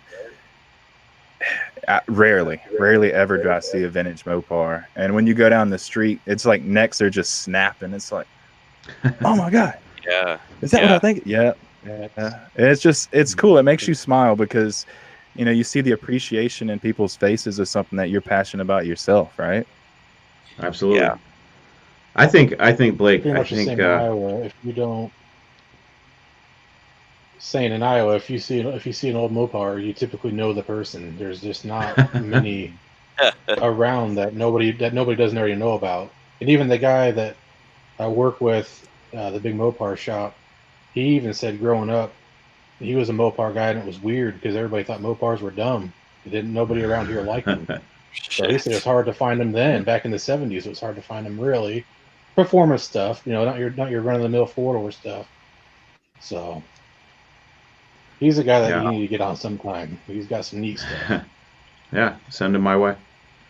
I think here, maybe Bill could attest to this. I don't know if it's like that where you are, but it seems like, because California is pretty densely populated, right? It's a lot of urban developments around here and stuff, but it's like I feel like I should know every Mopar guy that's local, but constantly you'll see one just going down the road and you're like, holy shit, where does that guy live? Be a 69 Charger or 68 Roadrunner or something, you're just like, where the hell? Like, I think there's just a lot of cars hidden in garages. Guys don't drive them every day. You just have no idea. Like, right local to me, there's a 71 black Roadrunner, and the thing's got a Hemi in it. His license plate says Hemi, and I'm like, holy shit! And it's I think it's blue and yellow plates on it, the old original plates to that era car, but like I've never seen the guy at a car show. I've never met him anywhere, but I've seen him like 3 times now. Wow. So I think there's a lot of stuff hidden around here. Yeah, I'll say that's a hell of a car. Shit. Yeah. I love those. Yeah. And that was acquired taste. I used to know all the local cars up here. But they don't come out very often. And a buddy of mine moved back up towards Chris's area and took 9 Mopars with them. So that emptied out a good portion of the ones that were in this area. But here's an idea for the guys that like the ratty Mopars, but they want an anti-theft device. The best one I ever saw was a friend of mine that had his ignition system wired into the cigarette lighter.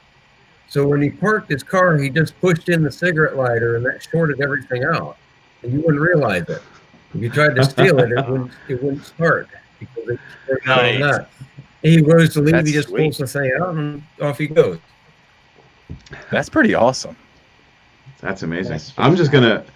I think I have the ultimate way to prevent theft of your vehicle right now. Just take a little yellow Post-it note and just stick it on your steering wheel and just write, "I have COVID, sucker," and then just say, I licked this steering wheel. Oh man, that horrible joke. Sorry guys.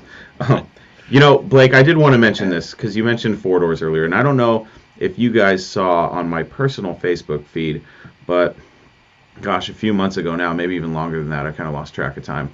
There was a 69 Coronet 4-door that I saw, and it was $2,000, and it was green with blue interior, factory. I thought that was very, very weird, but for a long time, I have thought that because you see wagons, and wagons kind of caught on, and there's been a couple wagons I've seen for sale that are pretty pricey, but I still think that there's a nice little market for sedans, and I think that pretty soon we're going to see a huge influx of people buying Mopar sedans and hot rodding them. I think they're going to be making a huge, Well, I think we're getting to the point of attrition. It's like, I mean, in the '90s, A bodies, nobody wanted A bodies. They were just everywhere. They were plentiful. Like I said, I mean, I've stumbled across 340 cars. I could have had a '69 GTS with a 340 in it for $500, and I thought, I kick myself in the ass now, but they were just everywhere. And shit, if it had a slant 6 or a 318, you can pick them up for nothing. You go to the junkyard, there was probably 5 or 6 of them in the junkyard. And now look at them. I mean, they've dried up to some degree, and shit, they're starting to bring, you're starting to get into 25,000 for really nice A body, like especially demons or early dusters or darts. It's just crazy. And so I think, when in the '90s, the E bodies were the cars that were taking off. The Cudas and the Challengers were just going into the stratosphere. You could still find a lot of B bodies. B bodies were still everywhere, fairly cheap in relatively, and you look at them now, and I think maybe the new Challengers kind of stopped the 70 and 71 Challengers from really taking off. It's kind of like moved part of that market to the newer stuff, because you still got that cool vibe, but all of the bells and whistles. And now B bodies are kind of like right there, and even surpassing E bodies in some cases. So I think as stuff dries up, the young kids that are coming into the hobby now that happen to really like Mopars, and maybe they're working at McDonald's or Starbucks, they're not making a ton of money. What are they looking at? They're going after. I mean, what can you afford? It's going to be the early A bodies. It's going to be 4-doors. It's going to be C bodies. I think. I think that's kind of how you get into the door. And then enough guys start doing that, and it starts driving up the price on those cars. I mean, the '90s, a 4-door was a parts car. You didn't. Yeah. If it ran, true. you might have drove it, but you probably bought it for parts. Yeah, they're a rare commodity now. That's why every time I see them, I'm just super interested. I'm like, wow. Yeah. I think you hit the nail on the head when it comes to the youth, Johnny. I mean, when I was a young kid, my first Mopar, like I said, was that Duster. I got it for $1,500.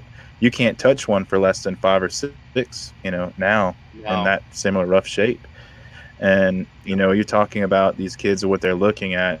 I mean, there was at the time in the '90s and early 2000s, I turned my nose up at plenty of 70, 71 B bodies. I was like, man, that's just not my thing. It's like 68 or nothing, right? And now I'm like, man, those are some really good looking cars. Like, why?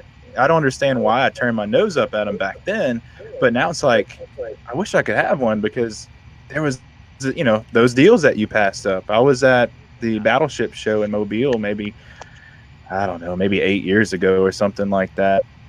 And there was a 71 GTX. It was originally a purple car. It was just a roller. And I think the guy wanted $2,500, and I just scoffed at it. I was like, no. And it was a big block car, I'm pretty sure, per the tags. But I mean, a solid project for $2,500. And back then I turned my nose up at it. So it's, were you like, that guy's on crack? Yeah, I was. I was like, no. Oh man, kicking myself for that one, right? Well, I think when they were more plentiful, it's like you could still attain Coronets and Satellites and Belvederes for freaking nothing. Driving good cars for probably less than $1,000. So when you could get your hands on one of those, and don't get me wrong, because I like 3rd-gen B bodies, but in comparison between those two groups, it's like, why bother with a 3rd-gen Charger when you could get a 2nd-gen Charger still for, maybe back then, maybe $5,000 for a really nice driver.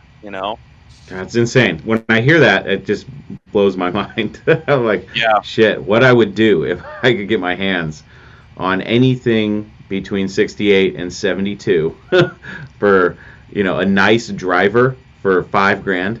Shit. Yeah. That just unreal. And Johnny's got them all. So. Yeah. Uh, Yeah. I got that 72 for free. Oh yeah. Yeah, I almost didn't take it, you know. But yeah. Let's I see Brayden here is talking about the 318 Paul, and you want the polyspherical 318, and he's asking what our thoughts are on that and the LA being the most underrated small block Mopars of all time. I agree with the LA being underrated. Most people with LAs, there's like, big block swap it, or that's probably what I see more common than anything is, if it's got a 318, I'll swap it out for a big block, or sometimes they step it up to a 360. I like 360s. I think they're great. 340s, while I like them because they're 340s, I just think that, aside from being able to say you have a 340, I would probably save some money and get myself a 360 and, build a 408 stroker or something like that. The 318 Poly, to be honest, I don't know much about them other than everything that I had been told early in my Mopar years was that there were boat anchors, but I learned that you could crank out a lot of power out of those 318 Polys, but I've never actually looked into them as far as their history or anything like that. So maybe one of you old timers can talk about the Poly 318. Well, I could tell you they're like bulletproof engines. Like I would never build one because trying to put high performance parts on it, it's just too expensive, and it's just more practical to go with an LA motor. But I mean, if you have a bone stock Poly 318 and a like a 64 Dodge or Plymouth or even older back in the late 50s, I mean, they'll run forever. It's like I don't know. You could probably put 500,000 miles on them, and they'll keep running. So in that regard, I think the Poly's a bitchin' motor, but I wouldn't build it. They're big. I didn't realize how big they were. Oh yeah, they're tanks. They're big. Yeah. So, A buddy of mine used to build those.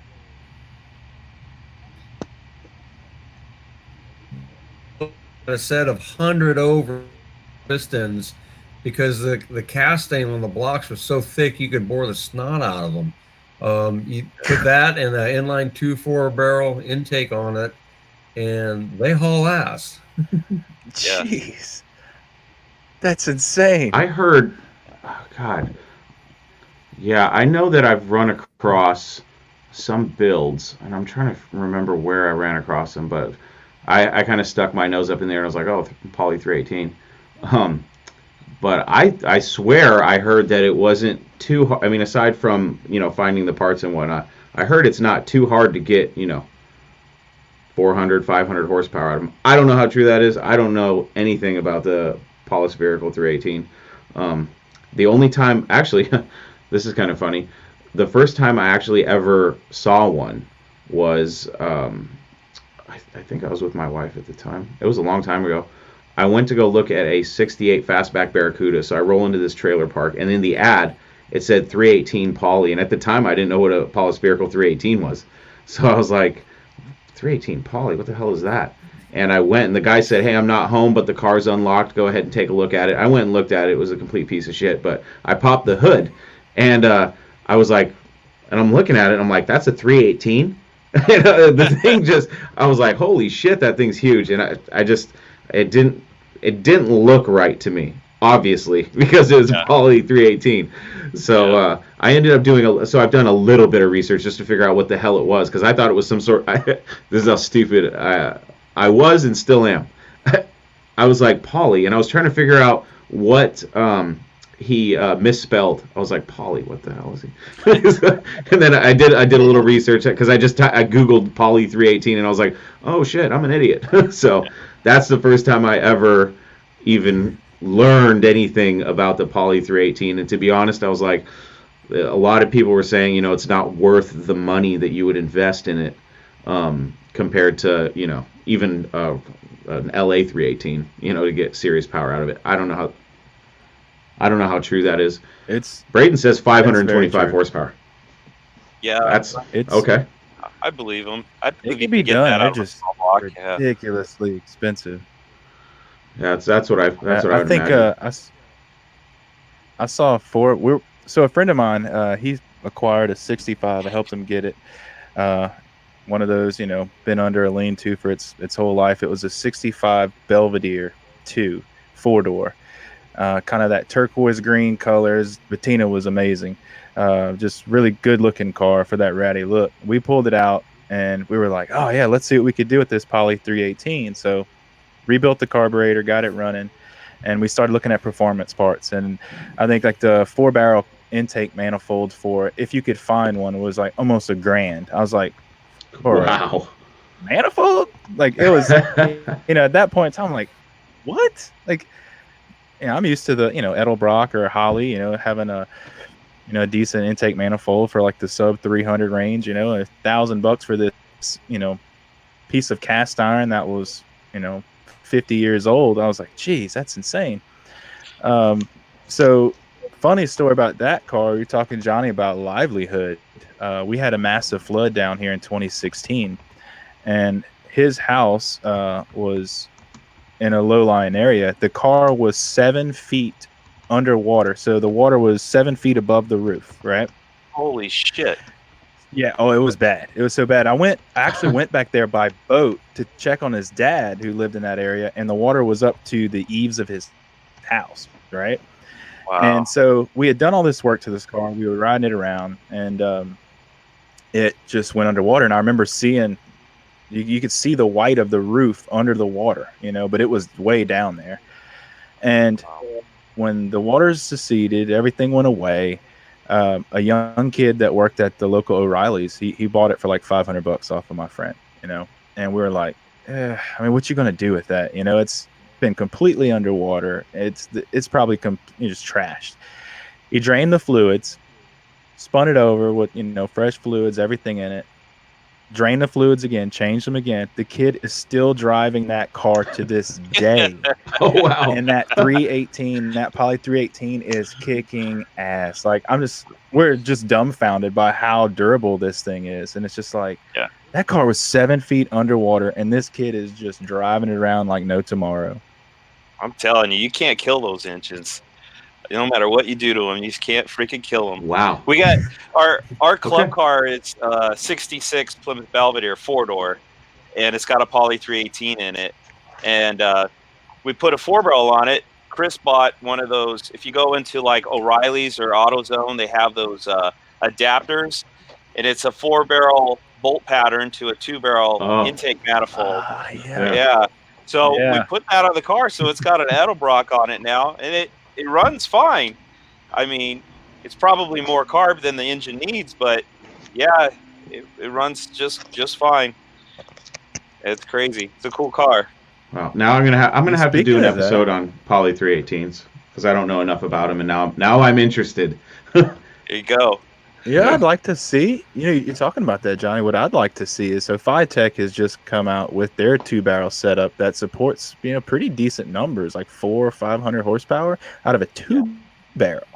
It's their Whoa. their new fuel injected 2. I wonder what that would do on a Poly 318. It's Interesting. probably the way to go. I mean, save the money on the intake manifold and just put a Phytech Yeah. on top of it. Yeah, good to go. That'd be interesting. See how much you could squeeze out of that. Yeah. That's definitely interesting. I didn't know anything about that, Blake. That's cool. Now, and I think Oh, yeah. like the 318, I think the Poly has the same timing chain and even the same timing chain cover as the LA motor, right? Does anybody know?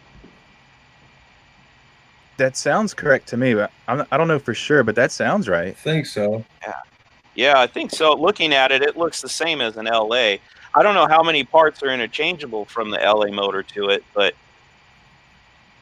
I mean, at least timing chains are available. I'd be interested to see if the cam would. I don't think the cams change over on those, but it'd be nice if they did.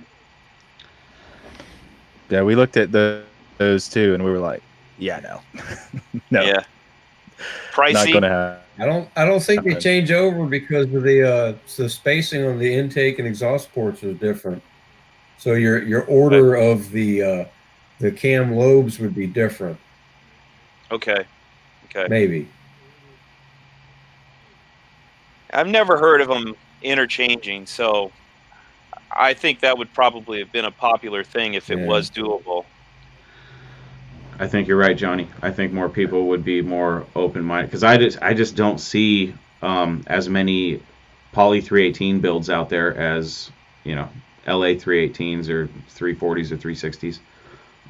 Now I'm really curious about the durability because I've always thought that the Slant 6 was the most durable, which I think it is. But 7 feet underwater and still driving the damn thing. Yeah. I mean, that's that's quite a statement. I'm curious now. I gotta look more into that.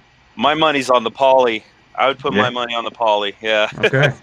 Maybe we'll get popular enough where we can do a demonstration and we'll get a Poly 318 and a Slant 6 and we'll battle it out. It might be a long episode.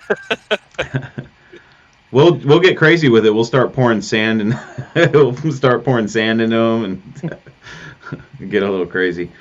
Brayden says no cam changeover. I don't. What? Oh, okay. Does anybody know, Brayden? Do you know what parts will change over, if any at all? I don't think any will, but that's just me. I'm just trying to dig up any memory I have of anything I've ever read on the Poly 318, but I don't want to speak out of turn or out of line.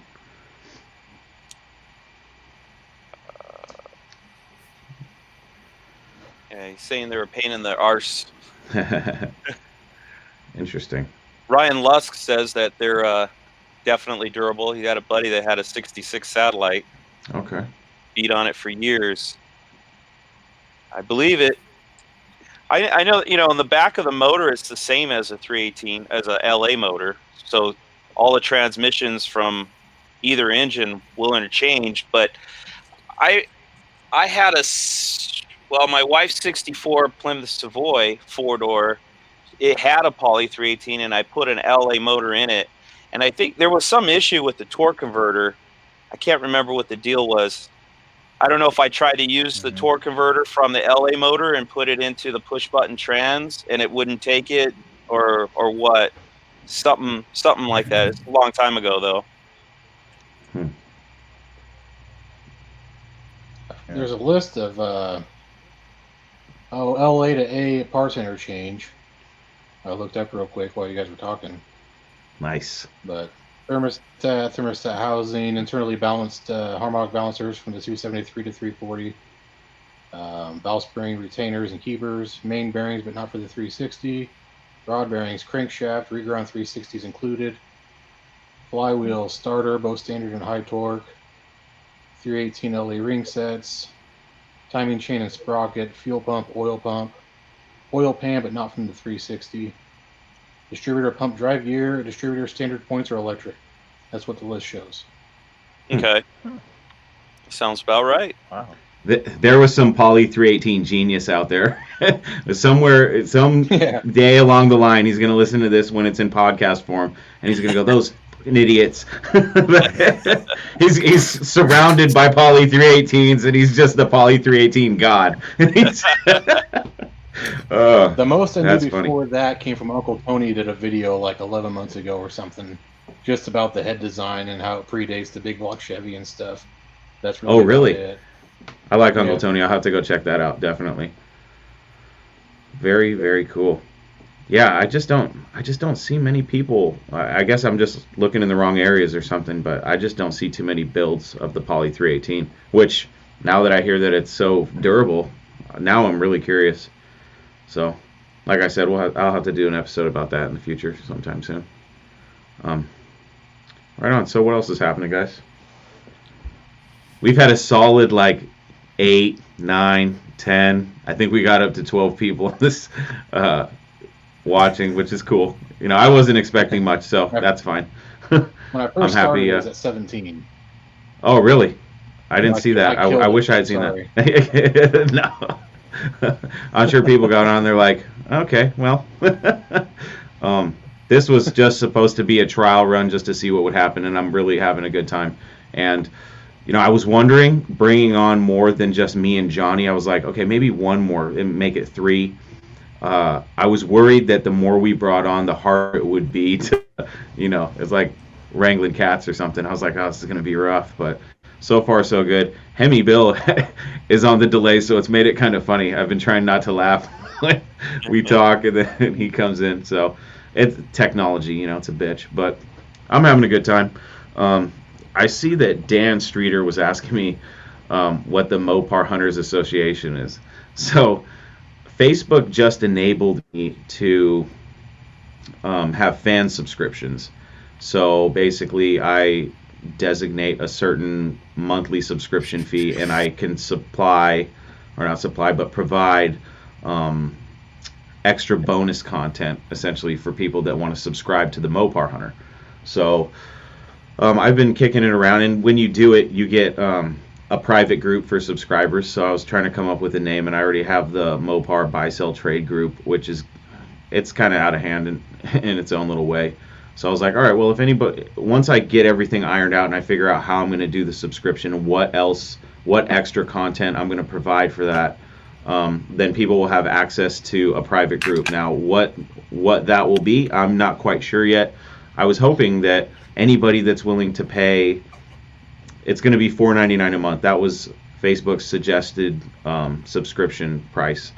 I'm thinking that anybody that's willing to spend $4.99 to watch or listen to whatever I put out is probably going to get into that group. And I'm assuming if they have money to spend $4.99, I'm sure that you'll get more people that are more serious about spending money. You know what I mean? I see in these groups all over the place that when it's free, people go nuts and they will say whatever the hell they want. But if somebody had to pay $4.99, I don't think somebody's going to pay $4.99 to go onto a group page and say, oh, that guy's on crack. I don't think they're going to spend money like that. But it's also more than just the group page. I think it's a great way to cut down on trolls. Yeah, it definitely is. I was hoping that, because I broke it down in my head, because I was thinking to myself, okay, if I was not myself and I was looking at the Mopar Hunter stuff, I'm thinking to myself, okay, I get to see all these cars and I get a little bit of entertainment. And $5 a month, what is that, $1.25 a week? And I'm like, okay, plus the podcast is free, and ideally if I got enough subscribers, I would never have to worry about actually getting commercial ad sponsors to help me pay for the costs associated with the podcast. I would love for it to be ad free, with the exception of my friends. Like, I don't want anybody to think that Hemi pages or DIY Hemi pay me to talk about them. They're my friends. You know what I mean? So Blake, now if you get rich, Blake, but I really only want to talk about stuff that I personally believe in and that I'm actually involved with. I thought about, there's a lot of podcasts I listen to that they sell boner pills, Blue Chew. They sell boner pills and manscaping to shave your balls and just a bunch of. So I'm like, I don't know if I could make it funny, I think, but I'm like, I just don't, I'm not really into it. I feel like that's selling out, because Talking Mopars, I'm talking Mopars, not your hairy balls. You know what I mean? So I'm hoping that once I figure out exactly what extra content I'm going to provide, which I think is going to be extra podcast or two podcasts, definitely, I don't want to put the lives that I do on there. Maybe I'll do an extra live. Maybe I'll do 2 lives a month, and one will be free, and the other one you can pay for along with the subscription. But I just want to make sure that it's worthwhile. What is worth $1.25 a week aside from what I already do? So that's what I'm still trying to work out the details. Dan, thanks for asking. So more on that. But hey, if people in the future are listening to this and you want to support the Mopar Hunter and what I do with the podcast, and maybe you don't want to fork out $20 to buy a t-shirt, but donate $5 for a month, because you don't have to, you're not like locked in for a year or anything like that. You can try it out and then get out if you don't like what I'm doing or whatever. So I don't know. I'm just trying to figure it out. When Facebook said I was enabled for it, I was like, oh, I'll give it a shot and see what happens. So that's it. Now, if I get a crazy amount of subscribers, I was talking to Johnny Mopar about this, I would love to have enough money where I can just give away a project car, like once a quarter or something crazy like that, and just give it away. because Facebook has all sorts. I had to read their terms of service because I didn't want to, get on and then get booted off. And their terms of service basically say that I can't entice you by saying, hey, if you subscribe to the Mopar Hunter, I'll send you stickers. I can't give you a physical product, but what I can do is offer you content. They never said anything about giving stuff away for free. So maybe if I get 1,000 or 2,000 subscribers to this thing, maybe I can give away some project cars. I think that would be fun, and that's kind of in line with no Mopar left behind type thing. And I would love to be able to give a project car to somebody that's like, hey, I'm having a hard time finding this, or maybe they're in a place where there aren't very many cars and they can't get one shipped to them. I thought it would be cool if I could cover the cost of the car and get it shipped to them. I thought that would be a fun way to give back to the Mopar community and maybe drive some traffic. I know that if I was outside looking in and I saw this guy's giving for $5, and I would try it just for a couple months to see what do I got to do to get this car. You know what I mean? So that's it, Dan. For now, we'll see what else happens here. I'm trying to launch it in the next couple weeks. I'm just trying to get some content up there so that when you pay me the $4.99, you don't go in and be like, there's nothing here yet. What the hell? So we'll see what happens with that. Any other new comments? What do we got here? I think you have the rhythm. I think you got the rhythm. $4.99 a month. That's a bigger investment than some of Johnny Mopar's cars. Yeah. No shit. Yeah, I'm gonna now. Thanks, Bill. Now I'm gonna get people going. Why would I give you $4.99 when I can go get a Charger like Johnny? So we'll see. We'll see what happens. I'm kind of excited about it because I like trade you cars instead of giving you cash. I should just say, hey Johnny, how about you hook a brother up with one of those Chargers, and I'll give you a small percentage of my subscriptions. And then when he finds out there's 2 subscribers, I think I have some Hot Wheels around here I can probably offer up that price. Hey, I'll take those. Oh, that's funny. No, I think it's a good idea. I mean, you have the cadence, you really have a history out there already. You look at how many podcasts have come and gone, have failed, have really. I mean, what's the norm, Chris? It's like 7 episodes or something is the norm for most startup podcasts, something like that. It's called pod fade. They fade out pretty quick. Yeah. I forget the exact numbers, but there's hundreds and hundreds, maybe even millions of podcasts, and a large percentage of them are just dead in the water. So, wow.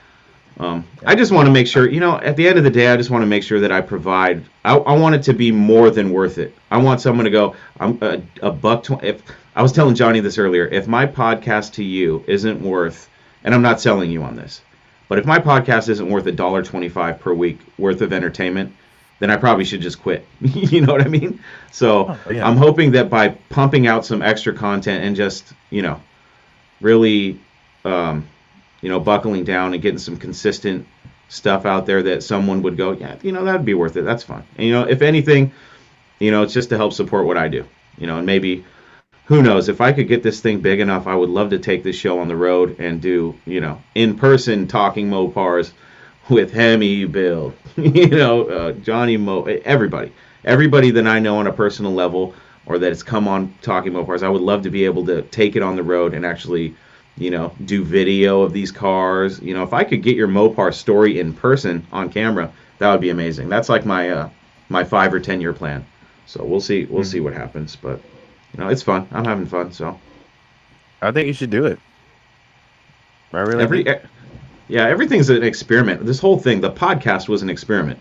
And so far it's done really well, and I don't know, I like the first to market type thing. Now, technically I'm not the first to market, but for some reason, like Uncle Tony, I think he should have, if Uncle Tony ever listens to this, I think he made a huge mistake. Now, granted, he's killing it on YouTube, but I think he really should have stayed with the podcast, because podcasting is so huge. You don't have to sit and watch a podcast. You can listen to it. And like this, most people, if I'm being real here, most people are probably going to listen to this after I publish it as a podcast. So I think podcasting is where it's at. But like I said, to make it worthwhile for people, I think that giving them more than $1.25 a week worth of content should be cool, and it'll be fun. We'll see. Brayden's out of here. Thanks, Brayden. We'll come check you out. And what's your Instagram, Brayden? Throw it out there for people.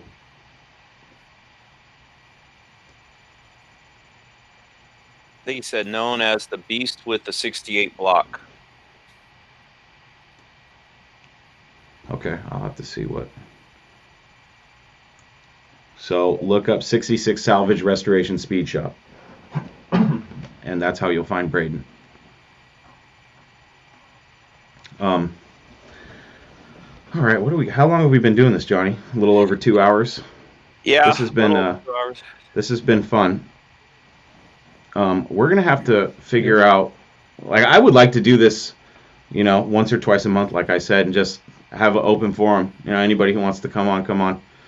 This you won't be paying for. This will always be free. So, Matt Monroe. Gosh, it's late where you're at, man. Welcome to my world. Editing late into the night. I've been averaging like 4 hours of sleep. It's bad. Like, I've been up since 4 o'clock, and doing the podcast and stuff, editing late into the night. I've fallen asleep editing the podcast. That's how crazy it is. Here we go, Brayden. 66 Salvage Restoration Shop. 66 Salvage Restoration SP Shop. All one word. So that's where you can find Brayden on Instagram. 115 where Matt is. Wow. Joe Fitzpatrick, are you on the West Coast? Myself, Johnny Mopar, and Hemi Bill are. Bud is in Iowa, and Blake is down in the deep, deep, dirty South in Louisiana. Yep. I tried to convince my wife. Louisiana was my second choice, Blake. When I was talking to her about Texas, I was like, Blake's not too far from Texas. He's in Louisiana, down in the We have good food. Yeah. Those hurricanes, so. Yeah. Look, 2020 is a dumpster fire. We can't, it seemed like every other week we had a hurricane, and usually we have I don't know, maybe one named storm or so a year. So, yeah, guys, I'm trying to convince them to move down here. What are y'all doing? Mosquitoes the south is a Volkswagen bugs. Yeah, the bugs that would definitely if you feed them.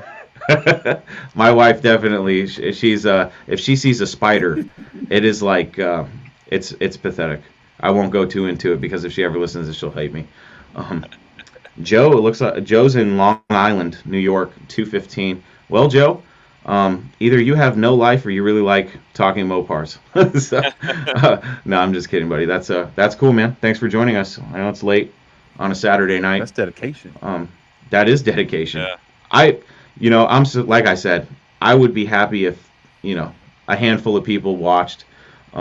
So this is more than I expected, and hopefully, truth be told, we were supposed to be live on YouTube too, but I honestly have no subscribers. I just finished putting the my account together today, and then as I'm trying to go live on the damn thing, it's like, oh, you need to get approved to be live, and it takes 24 hours. So I was like, all right, Johnny, I already fucked it up.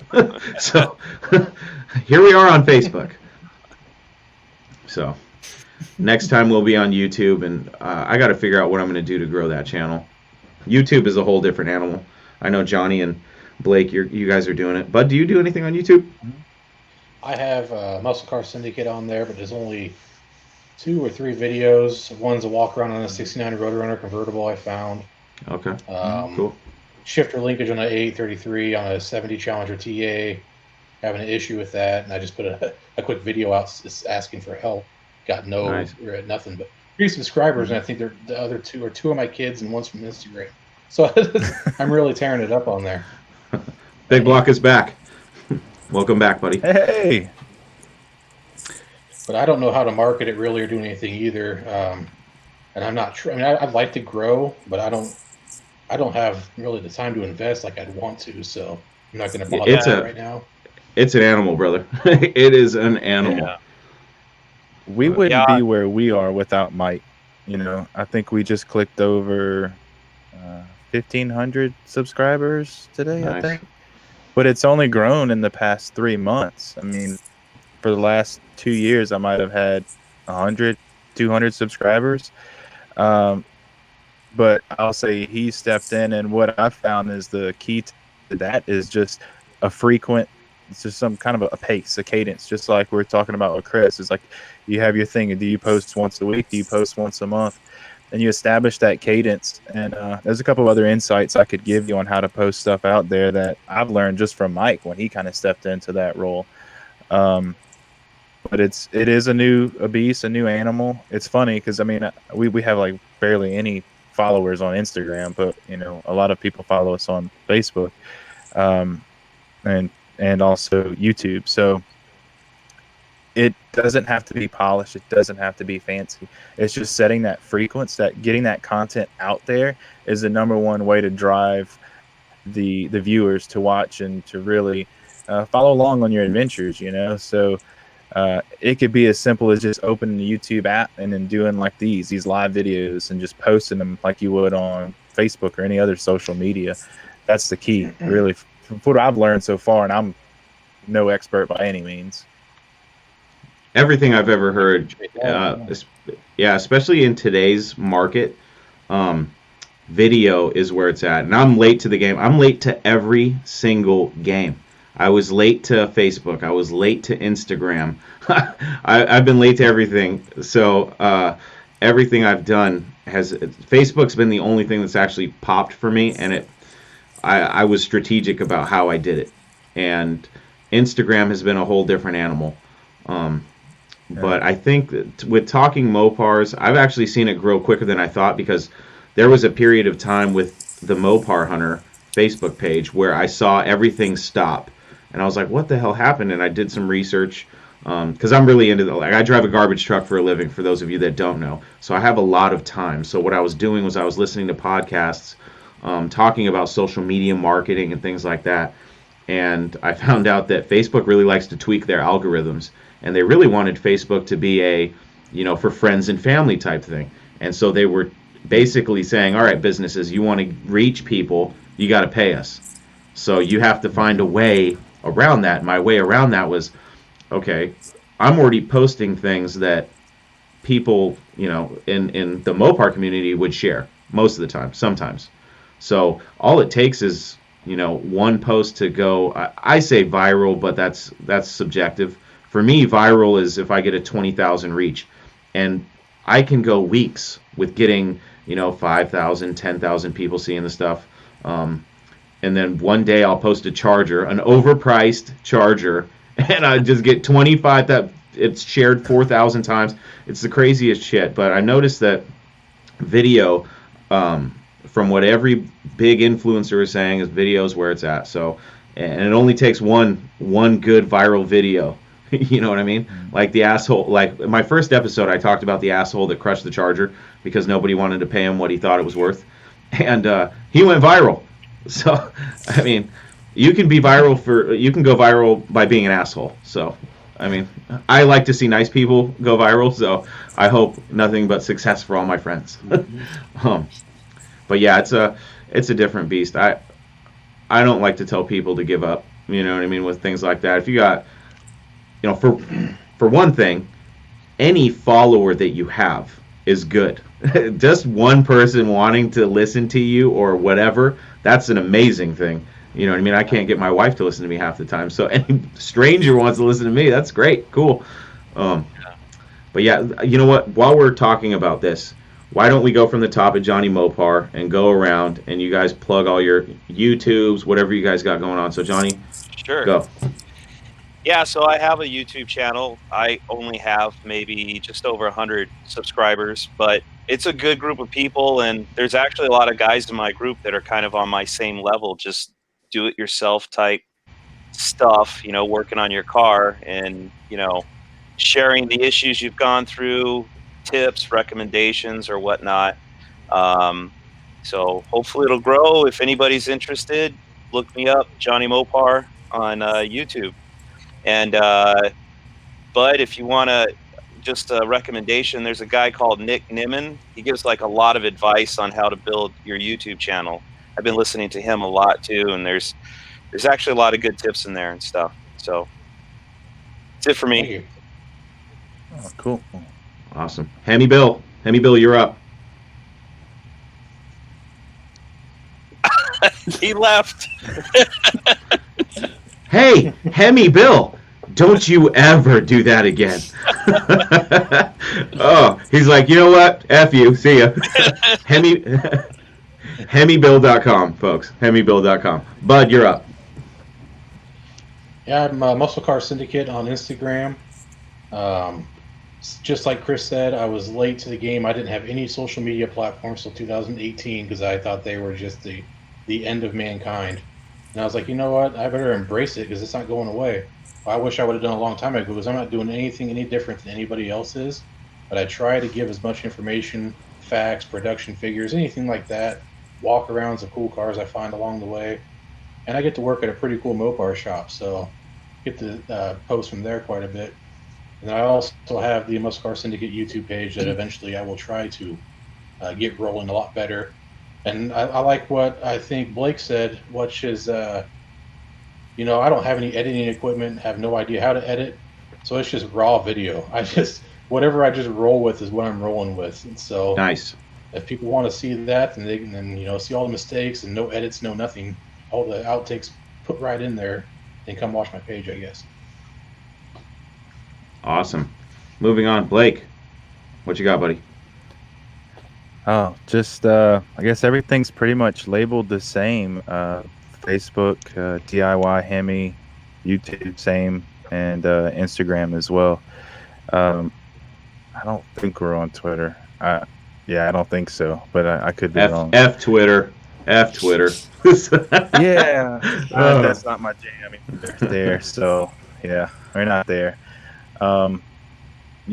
Look us up if you need any help. Just like you, bud, man. I think the best thing, the beauty in it is just raw. Is people love raw. It's real. I think it resonates with a lot of people. Do you, man? Keep doing what you're doing. Keep posting videos, man. If there's anything I can do to help you gentlemen out, absolutely. I'll be sure to tag you guys, send some people your way because it's a big community. I think we all have followers with the same likeness, same backgrounds, passions, what have you. So yeah, I'm all for it, man. If there's anything I can do to help you guys out, let me know. Thanks, Blake. Thank you. Awesome. Yeah, That's absolutely, awesome. Man. That's awesome, man. Moving on. Big Block, you're up, buddy. All right, you can pretty much find me under Big Blocks Garage on YouTube, Facebook, and I think I changed my Instagram over for the podcast, so it'd be under Mad Fro Monroe. Okay. And then, that's about it. Allegedly, we're on Twitter. That's what I was told by one of the guys. I don't know anything about it. I don't mess with Twitter. Sure. But that's pretty much where you can find us. Like the YouTube channel, I've had that pretty much dedicated to my C10 and the Duster projects. Awesome. And then the Instagram's was just my daily life, but started gearing a little bit more towards business aspects. Oh, yeah. So far so good. I watch a lot of Blake stuff, and I've definitely been checking out Johnny's YouTube. Nice. Oh, thanks for visiting. Oh, absolutely, my man. He didn't subscribe though. No, I think I did. Yeah, it's funny. Block Garage on Instagram. Oh, is it still under that? Okay, cool. That's what it late. shows, and then your name is Mad Fro Monroe attached to Big Blocks Garage. There we go. I just followed you. Thank you, man. Thank you. Awesome. Yeah, you're welcome. Yep. My biggest failure in all of this is having the Mopar Hunter and Talking Mopars because now I have to juggle two different things. And I've been looking at Facebook allows you to merge pages, so I've been trying to figure out how they do that and how I can still retain what I've built. So I'm trying to figure out how to do it because I've been trying to figure out how to rename the Mopar Hunter. So I was thinking about just putting Talking Mopars with the Mopar Hunter. I've been exploring that stuff. But one thing I think would be fun for the subscription plan would be to give my personal tips and advice on how to, start podcasts. And because I would love it if 100 more Mopar podcasts came out and actually sustained, so I would have more content to listen to because I just love it. You know what I mean? Mm-hmm. Matt, you guys are doing a great job. I love your podcast. Oh, thank you. I think it's fun. And the more the merrier. Like I said, I'm not a hater when it comes to other podcasts. I encourage everybody. Yeah. But I see in the chat that my coworker Jorge is here. Jorge, what's up, buddy? You're up late. Jorge just had a kid, so congratulations, Jorge. But you need to get your ass back to work, okay? Joe asks if we're all on Facebook. Yeah, I'm obviously on here. The Mopar Hunter or Talking Mopars podcast. Blake, DIY Hemi, Johnny Mopar. There is a second Johnny Mopar, but no offense to him, but he's an imposter. That's right. And Big Blocks. He's got an H in his name. He's got an H in his name. Oh, okay, yeah. I don't. All right. Johnny Mopar, this one is a minimalist. He said, you know what? No H. And Big Block, what's your exact Facebook page for your podcast? Is Big Block's Garage. Okay, that's what I thought. Yeah. There you go, Joe. Follow us all, like us all, share us all.